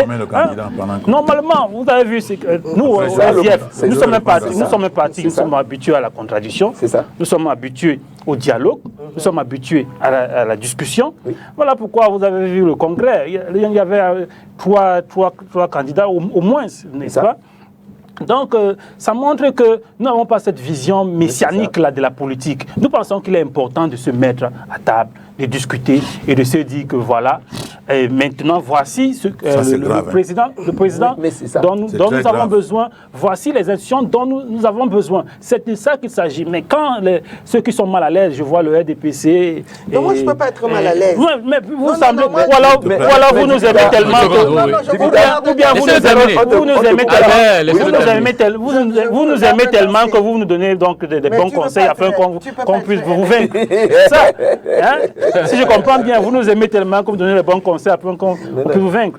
Donc ce qui est clair, c'est que vous comprenez que cette période, cette transition-là, en fait, normalement, ça montre que nous n'avons pas un esprit vindicatif. Il ne s'agit pas d'une chasse aux sorcières. Après ça, parce que ceux qui ont cet esprit vindicatif, qui pensent que dès qu'ils vont arriver au pouvoir, en 2 ans, ils vont créer le paradis, oui, obligatoirement, ils ne sont pas d'accord à travailler avec les autres. Mathurin, je veux juste attirer l'attention du Dipita pour lui dire que quand on vous dit que le débat politique est aussi un débat générationnel, vous voyez comment sur une question aussi centrale, le plateau s'est divisé entre une génération et une autre. Pour simplement dire que les jeunes ont un discours différent. Bien entendu. Quelle que soit leur idéologie. Pour dire que... C'est le manque d'esprit. Pour dire que les anciens, ils sont moulés sur un moule, mais colonial. N'allons pas chercher loin. Vous êtes d'une école. Quelle école? Mais vous êtes de l'ancienne école. Dans le débat de la transition, c'est une question de... Non, le débat politique. Le débat de la transition, ce n'est qu'un élément. Le débat politique en lui-même, est aussi un débat générationnel. Parce que vous ne concevez les vieux doivent débarrasser le plancher. Non, vous ne concevez même pas que l'on puisse se mettre ensemble pour pouvoir construire quelque chose. L'idée de la communion dans la gouvernance, mais dans la colonisation, ça n'existe pas. Il y a un chef, il y a un messie qui dicte et qu'on doit suivre parce qu'il a dit ça. Et c'est ce que le MRC défend ici. Ça existe dans quel pays? Non, on ne peut pas continuer avec le modèle occidental. Je vais terminer. Je vous dis, non, je vais terminer. C'est moi qui avais la parole. J'avais la parole. Non, la bagarre, je veux dire là depuis déjà. Il faut le dire clairement. Il faut le dire clairement. Et je pense que tous les Camerounais doivent être d'accord sur ce point-là. Oui. Mettez quiconque aujourd'hui au même endroit, au même poste que M. Biya, il va se comporter de la même façon et diriger le pays de la même façon. Voilà pourquoi, forcément, il faut changer, remodeler, n'est-ce pas, le fonctionnement des institutions au Cameroun, afin que le pouvoir revienne à la base. Vous voyez, quand on a des difficultés à mettre sur pied, ne serait-ce que la décentralisation dont le RDPC parle. C'est pourquoi? Parce qu'on a le système formaté de telle sorte que le pouvoir soit toujours très haut au niveau du sommet de l'État. Oui, et que le pouvoir ne soit pas à la base, c'est-à-dire que dans les régions, dans les arrondissements, avec les mairies, dans les collectivités territoriales, voilà pourquoi donc il faut donc remettre tout à plat. Emmanuel, j'ai entendu beaucoup de choses. Dites donc beaucoup de choses également. Je voudrais dire que, je vous ai dit tout à l'heure que la morale publique est imprimée par le chef. C'est le chef qui est le modèle. Et c'est par rapport à lui que c'est le chef garant de la morale publique. Et la politique n'est pas le libertinage, où on vient faire ou bien de la cour de récréation, où on va dans tous les sens. En politique, quand vous avez un parti politique et vous avez une vision pour votre pays, c'est un programme que vous voulez mettre en œuvre. Et vous allez voir, Mitterrand a été candidat en 58, il avait son programme. Et à aucun moment, on lui a dit, bon, comme tu as déjà échoué aux élections présidentielles 2 fois, quitte pour qu'un autre te remplace. Il dit, dès que j'arrive, je vais moderniser la France. Il a fait des élections, je crois, 4 fois. Et quand il a eu le pouvoir, il a mis son programme. C'était pas son programme seul. Hein? Oui, il a fait l'union de la gauche. Il y a eu le programme commun de la gauche, mais majoritairement, c'était son programme. Parce que c'est lui qui a mené la sécurité sociale et toute cette attitude. Il a porté. Donc, quand vous êtes président d'un parti politique, regardez Mélenchon. Mélenchon est là. Il a son programme. Personne ne lui dit tu as perdu les élections.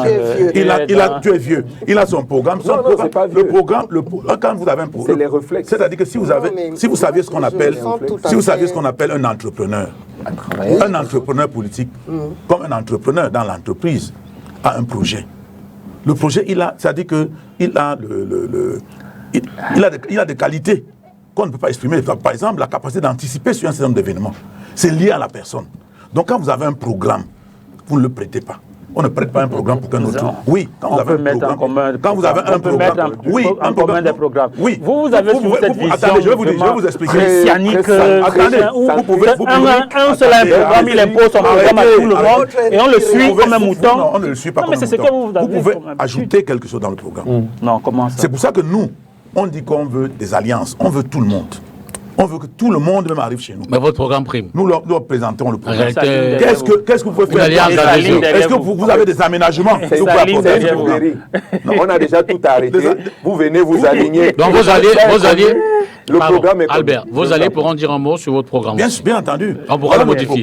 S'ils nous démontrent qu'il y a des pans de programme qui méritent d'être gérés autrement, nous on fait avec eux. Mais pour l'essentiel, notre programme doit être mis en œuvre. C'est pour cela que nous avons fait notre congrès et nous avons dit à notre président national, tu es le candidat aux élections présidentielles. C'est ça. Nous ne lui avons pas dit d'aller se joindre à quelqu'un quelque part. C'est lui. Tu es candidat aux élections présidentielles. Maintenant, bats-toi pour que ceux qui pensent qui peuvent permettre vous ne pouviez pas être candidat aussi. Arrêtez. C'est pas comme ça que ça se passe. Vous croyez que n'importe qui se met n'importe où? Non, ça c'est vous êtes n'importe qui alors. Est-ce que vous êtes n'importe qui alors? C'est pas n'importe qui qui devient leader. Non, vous n'êtes pas n'importe qui. Vous n'aurez rien si vous pensez que c'est tout le monde qui peut être. Non, c'est tous ceux qui ont le pouvoir, qui ont les capacités. Il y a des élus. Dans la vie, il y a des élus. Dans les vies, il y a des élus. Il y a des gens même qui sont capables de faire mieux, mais qui ne sont pas encore sur la rame de lancement. Qui n'arrive pas à monter sur la rame de lancement. Celui qui monte sur la rame de lancement, c'est quelqu'un qui a la chance de se retrouver là-bas et qui a un programme en main. On l'accompagne. Vous n'avez pas resté devant alors que vous n'avez pas... Vous n'avez pas cette chance pour reprendre la parole de... Je ne l'ai pas puisque je ne suis pas devant. D'accord. Celui qui est sur la... Maintenant, si vous pensez que c'est n'importe... C'est tout le monde qui peut gouverner le Cameroun, ça veut dire que vous n'avez pas... Ça veut dire que c'est tout le monde qui peut gouverner l'entreprise. Je vous ai dit, l'entrepreneur, c'est quelqu'un qui a une qualité particulière. Ce n'est pas les statuts qui font du leader. Allez-y. C'est qu'est-ce qu'il propose, le projet. Qu'est-ce qu'il apporte, c'est le projet. Qu'est-ce qu'il véhicule. Albert, vous n'avez plus la parole. Vous avez parfaitement la liberté d'adopter la stratégie qui vous sied et qui vous paraît être la plus efficace. Sauf qu'on débat en nous disant que du côté des militaires, chaque fois qu'il y a eu transition, on s'est toujours retrouvé comme par hasard avec quelqu'un qui ne part plus au moment où il avait dit qu'il devait partir. On n'est pas dans le cadre. Et c'est là où les palabres... Voilà la transition. On n'est pas dans le cadre d'une transition militaire. Juste pour attendez, rappeler. non, j'ai donné cet exemple. Il n'y a pas une autre transition. J'ai donné cet exemple-là. Je donne un autre cas de figure. Vous choisissez une personnalité de la société civile qui vous paraît avoir les compétences et la connaissance de notre pays et qui peut prendre comme ça le pays. Et vous allez vous rendre compte que après, il y a des lobbies qui vont se constituer et le rapport de force va commencer à jouer. Et puis vous allez vous rendre compte que le rêve qui était votre rêve commun n'est pas celui-là. Soyez courageux. Eux, ils sont courageux. On va les battre, mais ils sont courageux. Vous serez battus. Vous serez battus de manière flagrante. Moi, ce que je veux... Il dit que quoi? Vous serez battus pour la première fois. Et j'ai peur que vous fuyiez le Cameroun. Parce que vous avez trop volé. Non. Alors, parce que quand vous serez battus, soyez courageux de rester. Mais moi, je te fais quand même des compliments de temps en temps.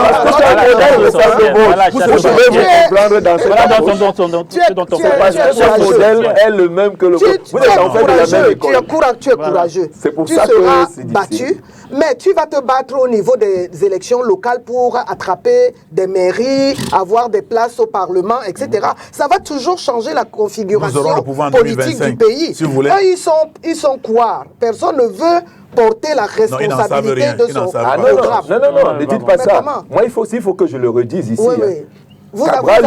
Cabral Libi et le PCRN sont prêts à battre n'importe qui. Mais à gouverner, à battre tous les candidats qui se proposent. Mais nous pensons que le vrai problème du Cameroun, c'est la confiscation du pays par vos camarades. Il faut le dire. Non, je le dis.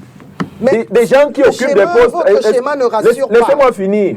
Les gens qui occupent pendant des postes, à une femme, qui occupent des postes pendant... Non, je dis le moment de mettre la bague, c'est ça le problème. Nos institutions ne fonctionnent pas parce que vos camarades ont confisqué le pouvoir et le pays. Des gens qui s'éternisent 20 ans, 25 ans à des postes. Quelle dynamique on peut avoir? Il faut redonner... Nous-mêmes, on va toiletter. On n'a pas besoin de... non, vous n'avez jamais réussi à faire ça. Le but de cette démarche, c'est de réconcilier les Camerounais avec leur pays et de leur faire comprendre que ce pays nous appartient à tous. On n'aura pas besoin de courir derrière quelqu'un qui jette la saleté ou les bananes en route parce qu'il se sent lui-même partie prenante ou propriétaire. Mais vous, la question n'est pas de sensibilisation. La question est de citoyenneté. Mais la citoyenneté passe par quoi? Laissez que je finisse. Elle est même d'intégration nationale. Parce que si tout le monde quitte le Cameroun, comme c'est le cas avec les gens qui immigrent au Canada, c'est parce qu'on a l'impression que ce pays appartient à certains. Les postes sont... C'est ça la raison. Mais c'est ça. Mais vous connaissez les statistiques. Plus d'enseignants ont quitté la Côte d'Ivoire qu'au Cameroun. Mais il y en a plus. Il y en a beaucoup au Cameroun. Quel est donc l'argumentaire? Il y en a beaucoup au Cameroun. Ne dites donc pas que on n'a pas le peloton. On n'est pas le peloton. Non, cette comparaison on sort de là. Il y a encore des petits thèmes qu'on doit aborder. On a effleuré tout à l'heure la question des inscriptions, mais l'axe de fond que je voulais qu'on aborde à travers cette question avant qu'on ne parle des faux diplômes qu'on découvre ces dernières années.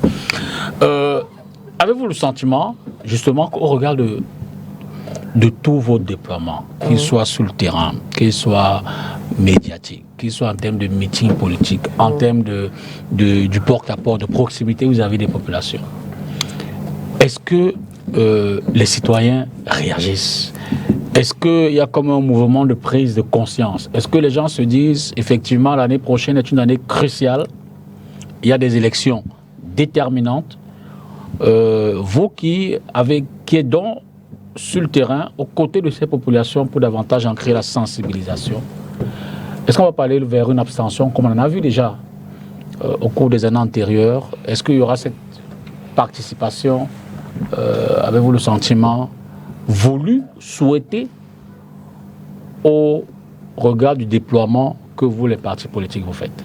Mathurin, je commence avec vous. En quelques minutes, pourquoi on aborde également le dernier axe? Vous savez, le peuple camerounais, c'est un grand peuple qui est toujours présent dans les grands rendez-vous. Donc, en 1990, on a vu comment le peuple s'est soulevé.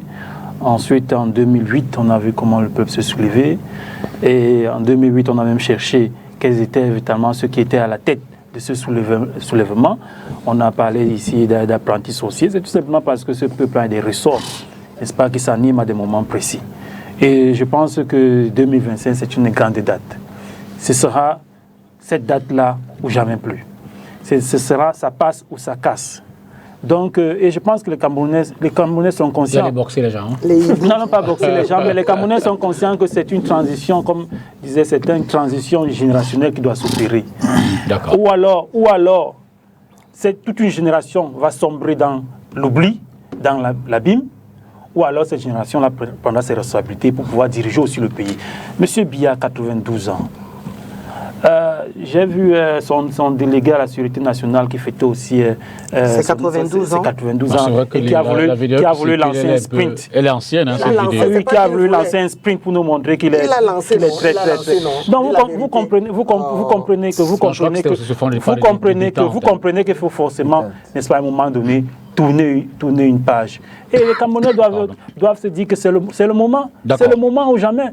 Donc voilà pourquoi nous les appelons, n'est-ce pas, à prendre les réceptions. S'ils ne l'ont jamais fait, c'est le moment qui doit... Y a-t-il adhésion? Mais il y a une sérieuse adhésion. Comment vous l'appréciez? Nous l'apprécions dans les différents cadres sociaux, les réunions, les rencontres au quartier, des milieux qui n'étaient pas politiques et qui subissent au quotidien les affres de la malgouvernance. Parce que lorsque vous battez pour avoir votre pain quotidien, où vous êtes couleur de route, personnellement j'en ai 3-4 aux encablures de ma maison, et que vous avez 6 coupures d'électricité par jour, vous vous posez la question, mais qu'est-ce qui se passe? Mais vous êtes harcelé pour les impôts, pour telle chose ou pour telle chose. La question au fond, ce n'est pas tant qu'on n'aime pas Paul Biya ou qu'on n'aime pas tel. La question c'est que on vit mal, on étouffe. Il n'y a pas d'emploi, il n'y a pas de perspective, il n'y a pas d'eau potable à certains endroits. La question de la route, je ne sais pas, vous avez engagé un débat sur la nationale numéro 3, mais là encore, je veux dire qu'on se demande, mais est-ce qu'on est gouverné? Comment est-ce qu'on peut laisser des gens pendant plus d'une année avec un état de dégradation de la route? Donc la question est celle-là, quel est l'avenir du Cameroun? Et je pense qu'il ne faut pas forcément suivre les débats pour comprendre que ceux qui sont là ont failli. Ils ont échoué. Ils ont apporté ce qu'ils ont pu. Le PCRN viendra au pouvoir, il donnera ce qu'il a donné. Il devra passer la main à d'autres puisque les réalités évoluent en fonction du temps. Et c'est ce que vous autres anciens avez du mal à concevoir, que l'on peut se mettre sur une table et construire un programme commun et désigner quelqu'un qui porte les valeurs communes. Vous avez toujours pensé qu'il faut qu'il y ait une personne. Et c'est ça qui est dommage. L'accaparement des postes témoigne bien de votre vision de ce que, en dehors de vous, il n'y a personne d'autre. D'accord. Et vous avez Emmanuel, un certain rejet. Ce que je voudrais vous dire, c'est que je vais vous donner les chiffres de l'ECAM. Okay. Et l'ECAM, du 1er janvier au 30 avril, l'ECAM a d'ailleurs prévu qu'en 2024, il pourrait inscrire 132 684 aux électeurs. Aux nouveaux électeurs. Et dans leur calcul, ça leur permettrait de faire 8 millions d'électeurs pour les prochaines élections. Alors, les 4 premiers mois, c'est-à-dire qu'à mi-parcours, ils se sont rendus compte qu'on est déjà à 87 000 inscrits. Et 87 000 inscrits. Dans les 87 000 inscrits, à Douala premier, on a déjà fait 49% de ce qu'ils avaient prévu. À Douala 2, 70%. À Douala 3, 94%. À Douala 4, 68%. Et à Douala 5, 75%. Ça, ce sont les chiffres de l'ECAM. Puisque je les ai eus à la plateforme. C'est pour cela que, dès qu'on a fini cette réunion, Ils ont commencé les tracasseries. Ils ont dit on inscrit le dimanche. Parce qu'ils se sont rendus compte que tel que la mayonnaise a pris sur le terrain, et nous leur avons dit, nous allons atteindre entre 11 et 12 millions d'inscrits. Et nous leur donnons la garantie qu'il y aura au moins 80% des gens qui iront voter. C'est-à-dire que tout le monde ira voter. Et vous verrez après ces élections, les gens resteront là pour suivre leur vote. Ils suivront le vote et ils défendront le vote comme nous leur disons. C'est un slogan à 4 points. Et nous leur disons. Donc, nous ne doutons pas pour ce qui est de notre victoire en 2025. On ne doute pas. Les gens peuvent dire ce qu'ils veulent. Nous sommes sur le terrain en train de travailler. Nous sommes sur le terrain en train de travailler. Nous ne nous amusons pas. Si vous voulez aller sur le terrain, vous verrez, les gens peuvent dire que tout le monde sensibilise. Mais si vous êtes honnête et un peu sérieux, vous nous verrez sur le terrain. Demandez à Marlise. Elle ne vous le dira pas. Peut-être en off. Elle vous dira ce que nous sommes en train de faire sur le terrain. Mais vous ne voyez pas les autres, vous? Non, nous, on les voit. Mais justement, on les voit. La proportion est ce qu'elle est. Je ne veux pas quand même parler des autres. Il faut être un peu élégant quand même. Mais je dis que nous sommes en train de faire le travail. Nous ne sommes pas en train d'aller aux élections en 2025 pour jouer. Alice Rose, sur l'engouement, l'adhésion, est-ce que le mouvement suit? Je pense que c'est tout le pays qui est en effervescence et nous avons reçu nos instructions, les différentes instances politiques font leur job, la société civile, je parle celle qui nous est favorable, fait aussi son travail. Je voudrais dire que si le MRC est content de son forfait, c'est parce qu'ils sont allés dénicher tout... Son forfait? Non, de son... On appelle ça quoi? De son initiative de mobilisation? Non, je veux dire, quand on fait ce genre de lapsus-là, ça trahit la passée de... D'accord. Okay. Non, le MRC, c'est normal, puisque tous leurs sympathisants avaient reçu le mot d'ordre de ne jamais s'inscrire. Donc si aujourd'hui, ils sont en train de les sortir dessous des lits et tout, bon ça, il n'y a pas de problème, le jeu ne sera que plus beau, d'accord? Je voulais aussi rassurer M. Ebongue pour dire que le changement générationnel est en cours. Hein. Vous ne le percevez pas parce que vous avez les yeux focus sur le sommet de la pyramide. Mais allez dans les services du gouverneur, aller à la préfectorale, aller à la sous-préfecture, les responsables aujourd'hui ont 40 ans. Où sont les enfants? Ce sont les enfants des autres. Non, mais attendez, on parle de d'instruction, d'interdit, même quand ils décident... Est-ce que vous savez que quand vous parlez, madame ne vous interrompt pas? Franchement. Chaque ministre a son enfant sous-préfecture. Elle sait mettre le feu. Voilà.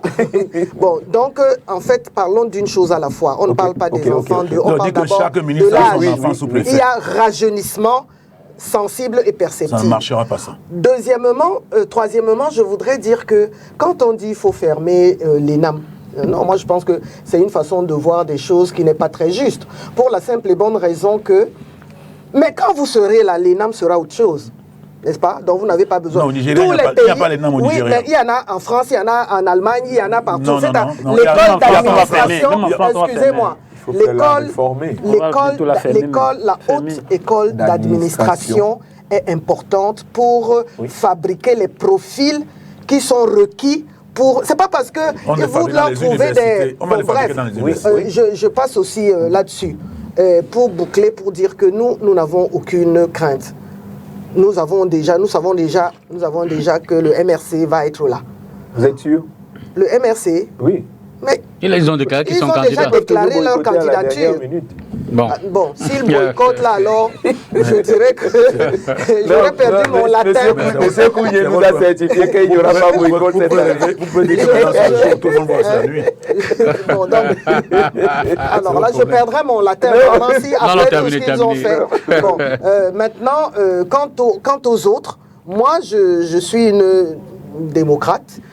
J'ai bien envie que le jeu soit de plus en plus animé, riche, participatif, etc.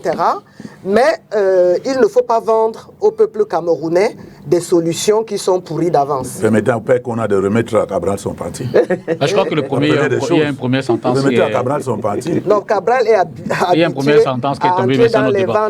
Alors, terminons avec cette histoire de faux diplôme.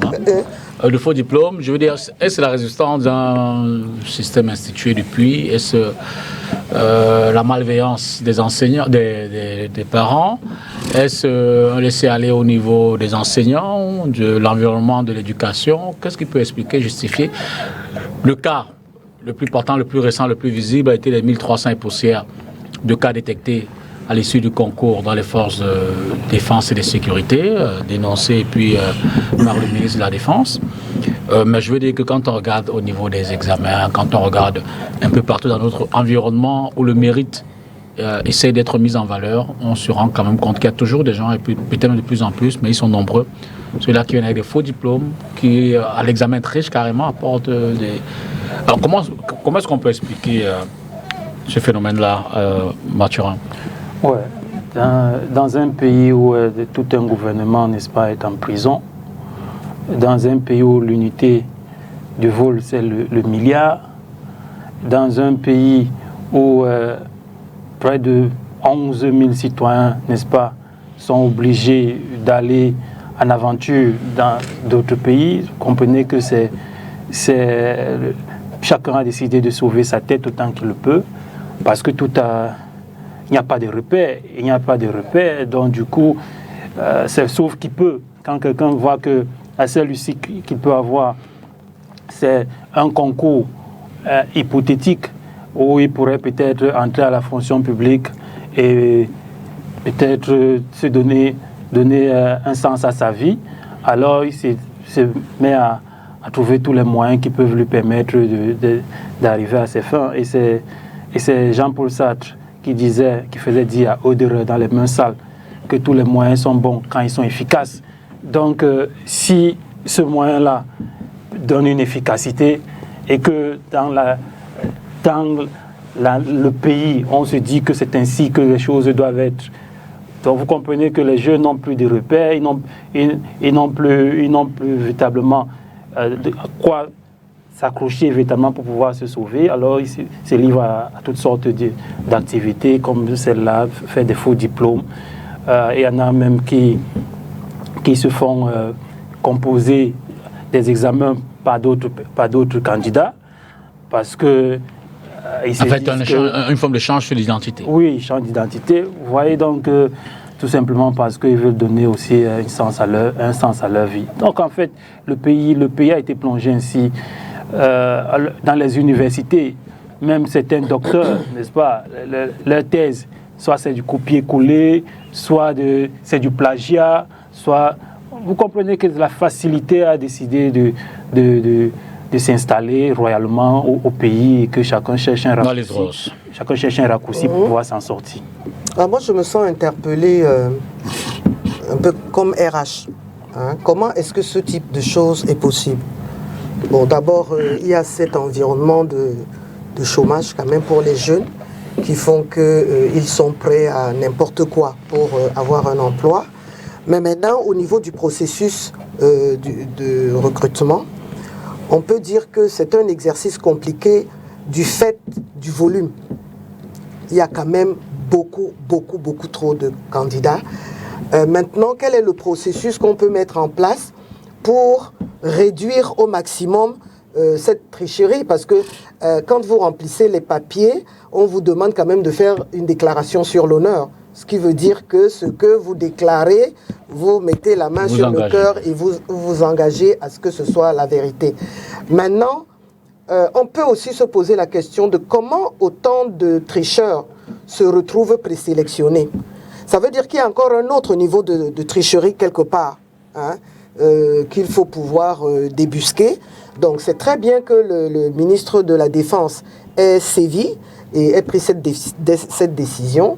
Mais il va falloir qu'il poursuive son action en auditant tout le processus. Parce que c'est un processus très lourd, très compliqué, mais alors pour cette raison-là, il faut que chacune des étapes soit vraiment bien encadrée. Il faut se reconnaître que c'est l'un des rares ministres qui communique sur ces questions-là. On a l'impression que c'est le seul qui, à fond, s'y met, assainit et puis dit clairement à ceux qui veulent s'y reprendre de ne pas revenir dans ce secteur. Oui. Albert. Non, je pense que le mal est plus profond.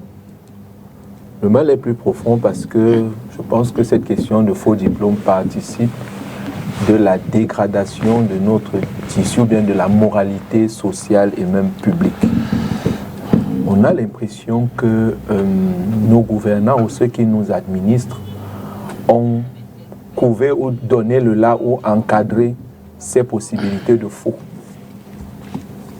Parce que vous ne pouvez pas dire que lors des délibérations des examens officiels, vous avez des élèves qui ont 6 de moyenne, 6,5 de moyenne, et que des instructions viennent du ministère pour demander que ces élèves-là soient admis.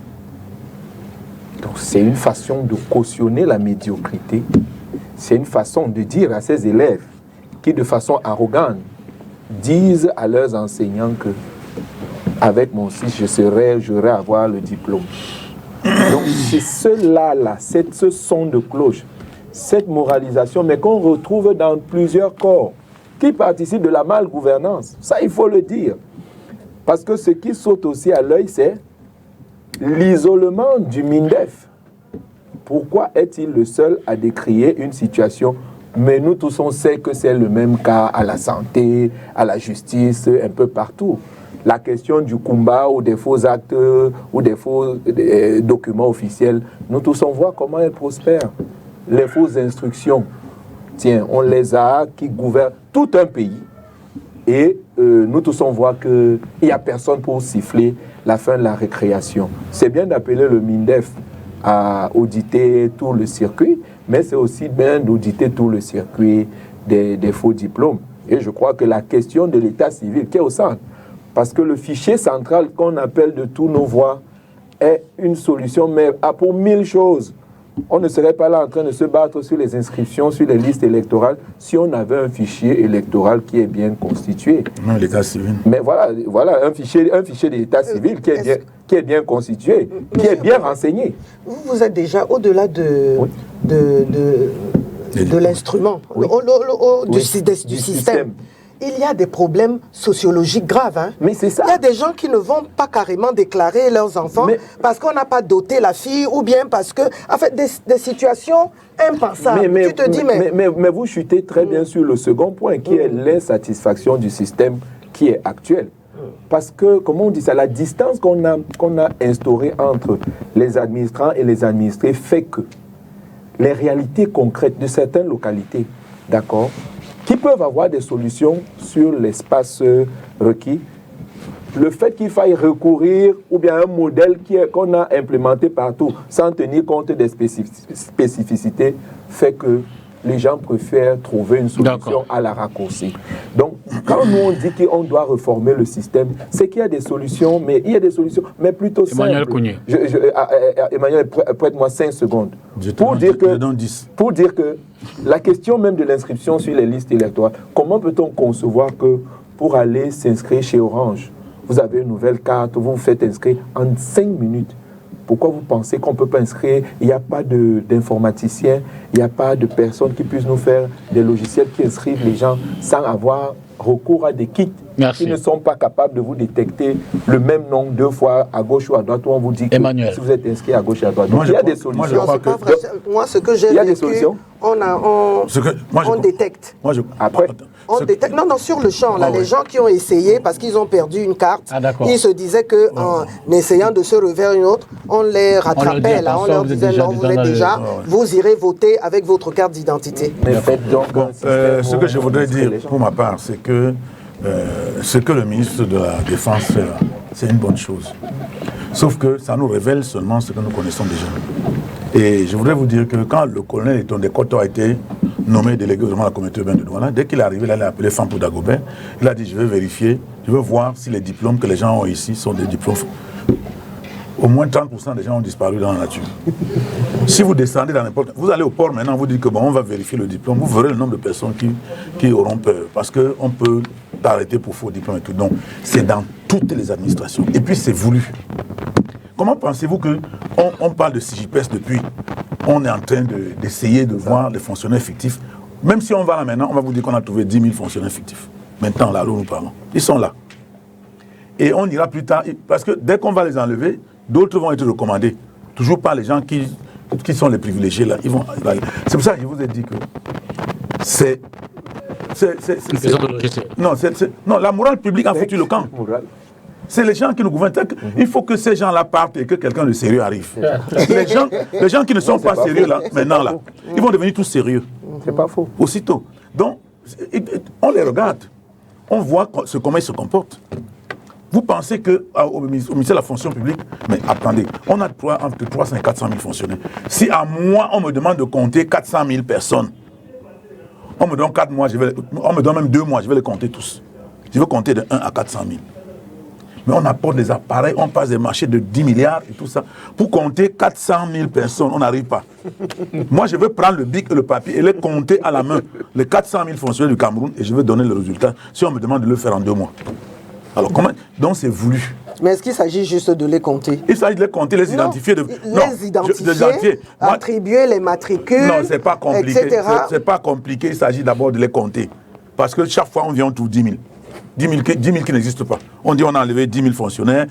Tantôt, on dit que quelqu'un touchait 1000 salaires lui seul pendant le mois. Donc, chaque fin du mois, il attache 1000 bons de caisse.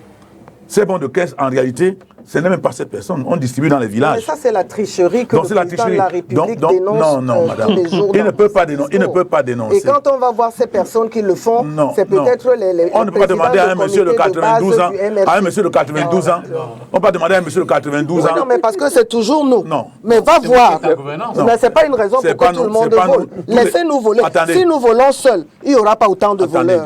Combien de militants il n'y en a pas. Il n'y en a pas. Les Foguets sont en prison pour rien, mais tous les bandits sont en prison. C'est les mêmes. Et puis, c'est les mêmes qui sont partout. Quand ils vieillissent et ils s'en vont, ils remettent leurs enfants. C'est leurs enfants qui sont partout. Tous les sous-préfets sont les enfants des autres. Dis-lui que le Covid a montré que les bandits sont là où on ne les attend pas. Donc, avec le Covid, on a su que les bandits sont très bien répartis dans les partis politiques. Je voudrais dire qu'on ne peut pas véritablement demander, on ne peut pas demander à des gens qui sont malhonnêtes, n'est-ce pas, d'aller établir, de mettre l'honnêteté, de corriger la malhonnêteté. Donc en fait, il faut forcément des nouveaux dirigeants, il faut des nouveaux leaders. Absolument. Il faut un nouveau leadership même. Il faut une nouvelle mentalité qui va pouvoir permettre que l'intégrité revienne. Et quand un élève, n'est-ce pas, passe un examen, que les résultats qu'il obtient sont véritablement ces résultats que si on recherche le mérite, et s'il a le mérite, il passe les concours. Donc, et quand on va éliminer les passes-droits ou alors les achats de places dans les concours, en ce moment-là, les jeunes n'auront pas véritablement cette obligation, alors cette tentation d'aller. Parce que non seulement ils seront bien formés, mais ils n'ont pas la tentation d'aller acheter un diplôme ou alors d'aller trafiquer un diplôme pour venir présenter, pour pouvoir être admis à un poste ou alors à la fonction publique. Donc c'est un cri de détresse, c'est ainsi qu'il faut le voir. C'est un cri de détresse de ces jeunes-là. Et je pense que... Comment tu peux appeler ça cri de détresse? Le favoritisme est autorisé. Non, ce sont des jeunes gens malhonnêtes. Commencez par le dire. Vous ne pouvez pas non, mais comment vous ne pouvez pas trouver une couverture aussi sainte sur des gens qui ont triché, ils ont triché, je dis même ils ne doivent pas tricher. Dans une société,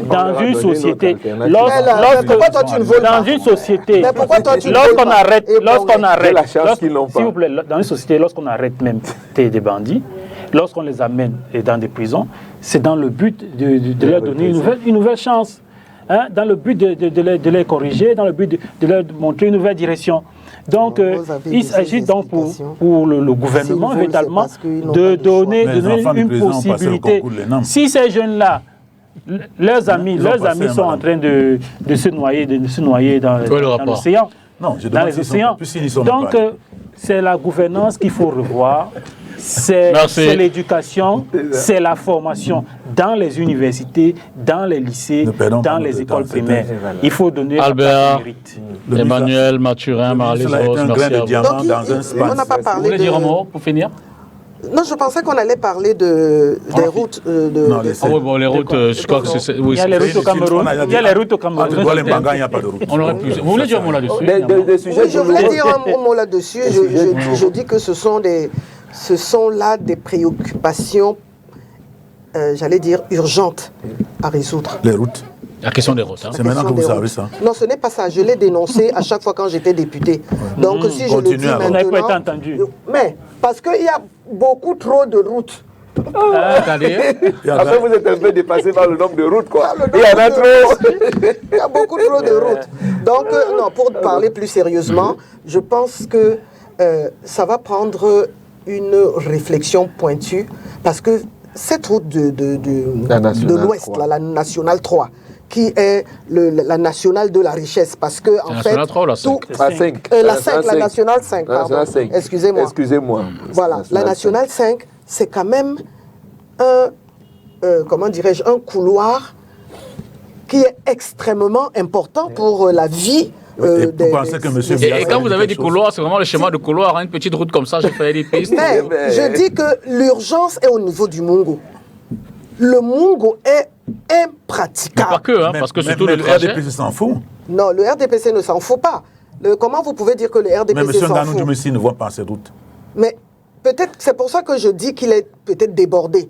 Mais ça va prendre des moyens financiers de bon niveau. Parce tout compte fait, on va remettre ça en thème pour aller un peu plus loin. Le colmatage dans ce débat-là, comprendre ce qui se passe sur les routes et dont la conséquence est vraiment l'insécurité routière. Parce que l'état des routes, bon, c'est vrai aussi qu'on peut pas, il faut adapter la conduite à l'état de la route, ça aussi, il faut le dire. Oui, il ne faut pas déresponsabiliser. Il ne faut pas déresponsabiliser les chauffeurs. Je voulais dire les chauffeurs. Mais pas seulement les chauffeurs, et même aussi leurs patrons. Parce que ces chauffeurs-là sont souvent aussi victimes d'une grosse pression, d'un stress. On n'a peut-être pas le même argument sur la question. Bon, enfin. Merci à vous, Albert, Emmanuel, Marlise Rose et puis Mathurin. Merci à vous à la maison d'avoir regardé cette autre édition de Cartes sur table. Bonsoir et à mardi prochain.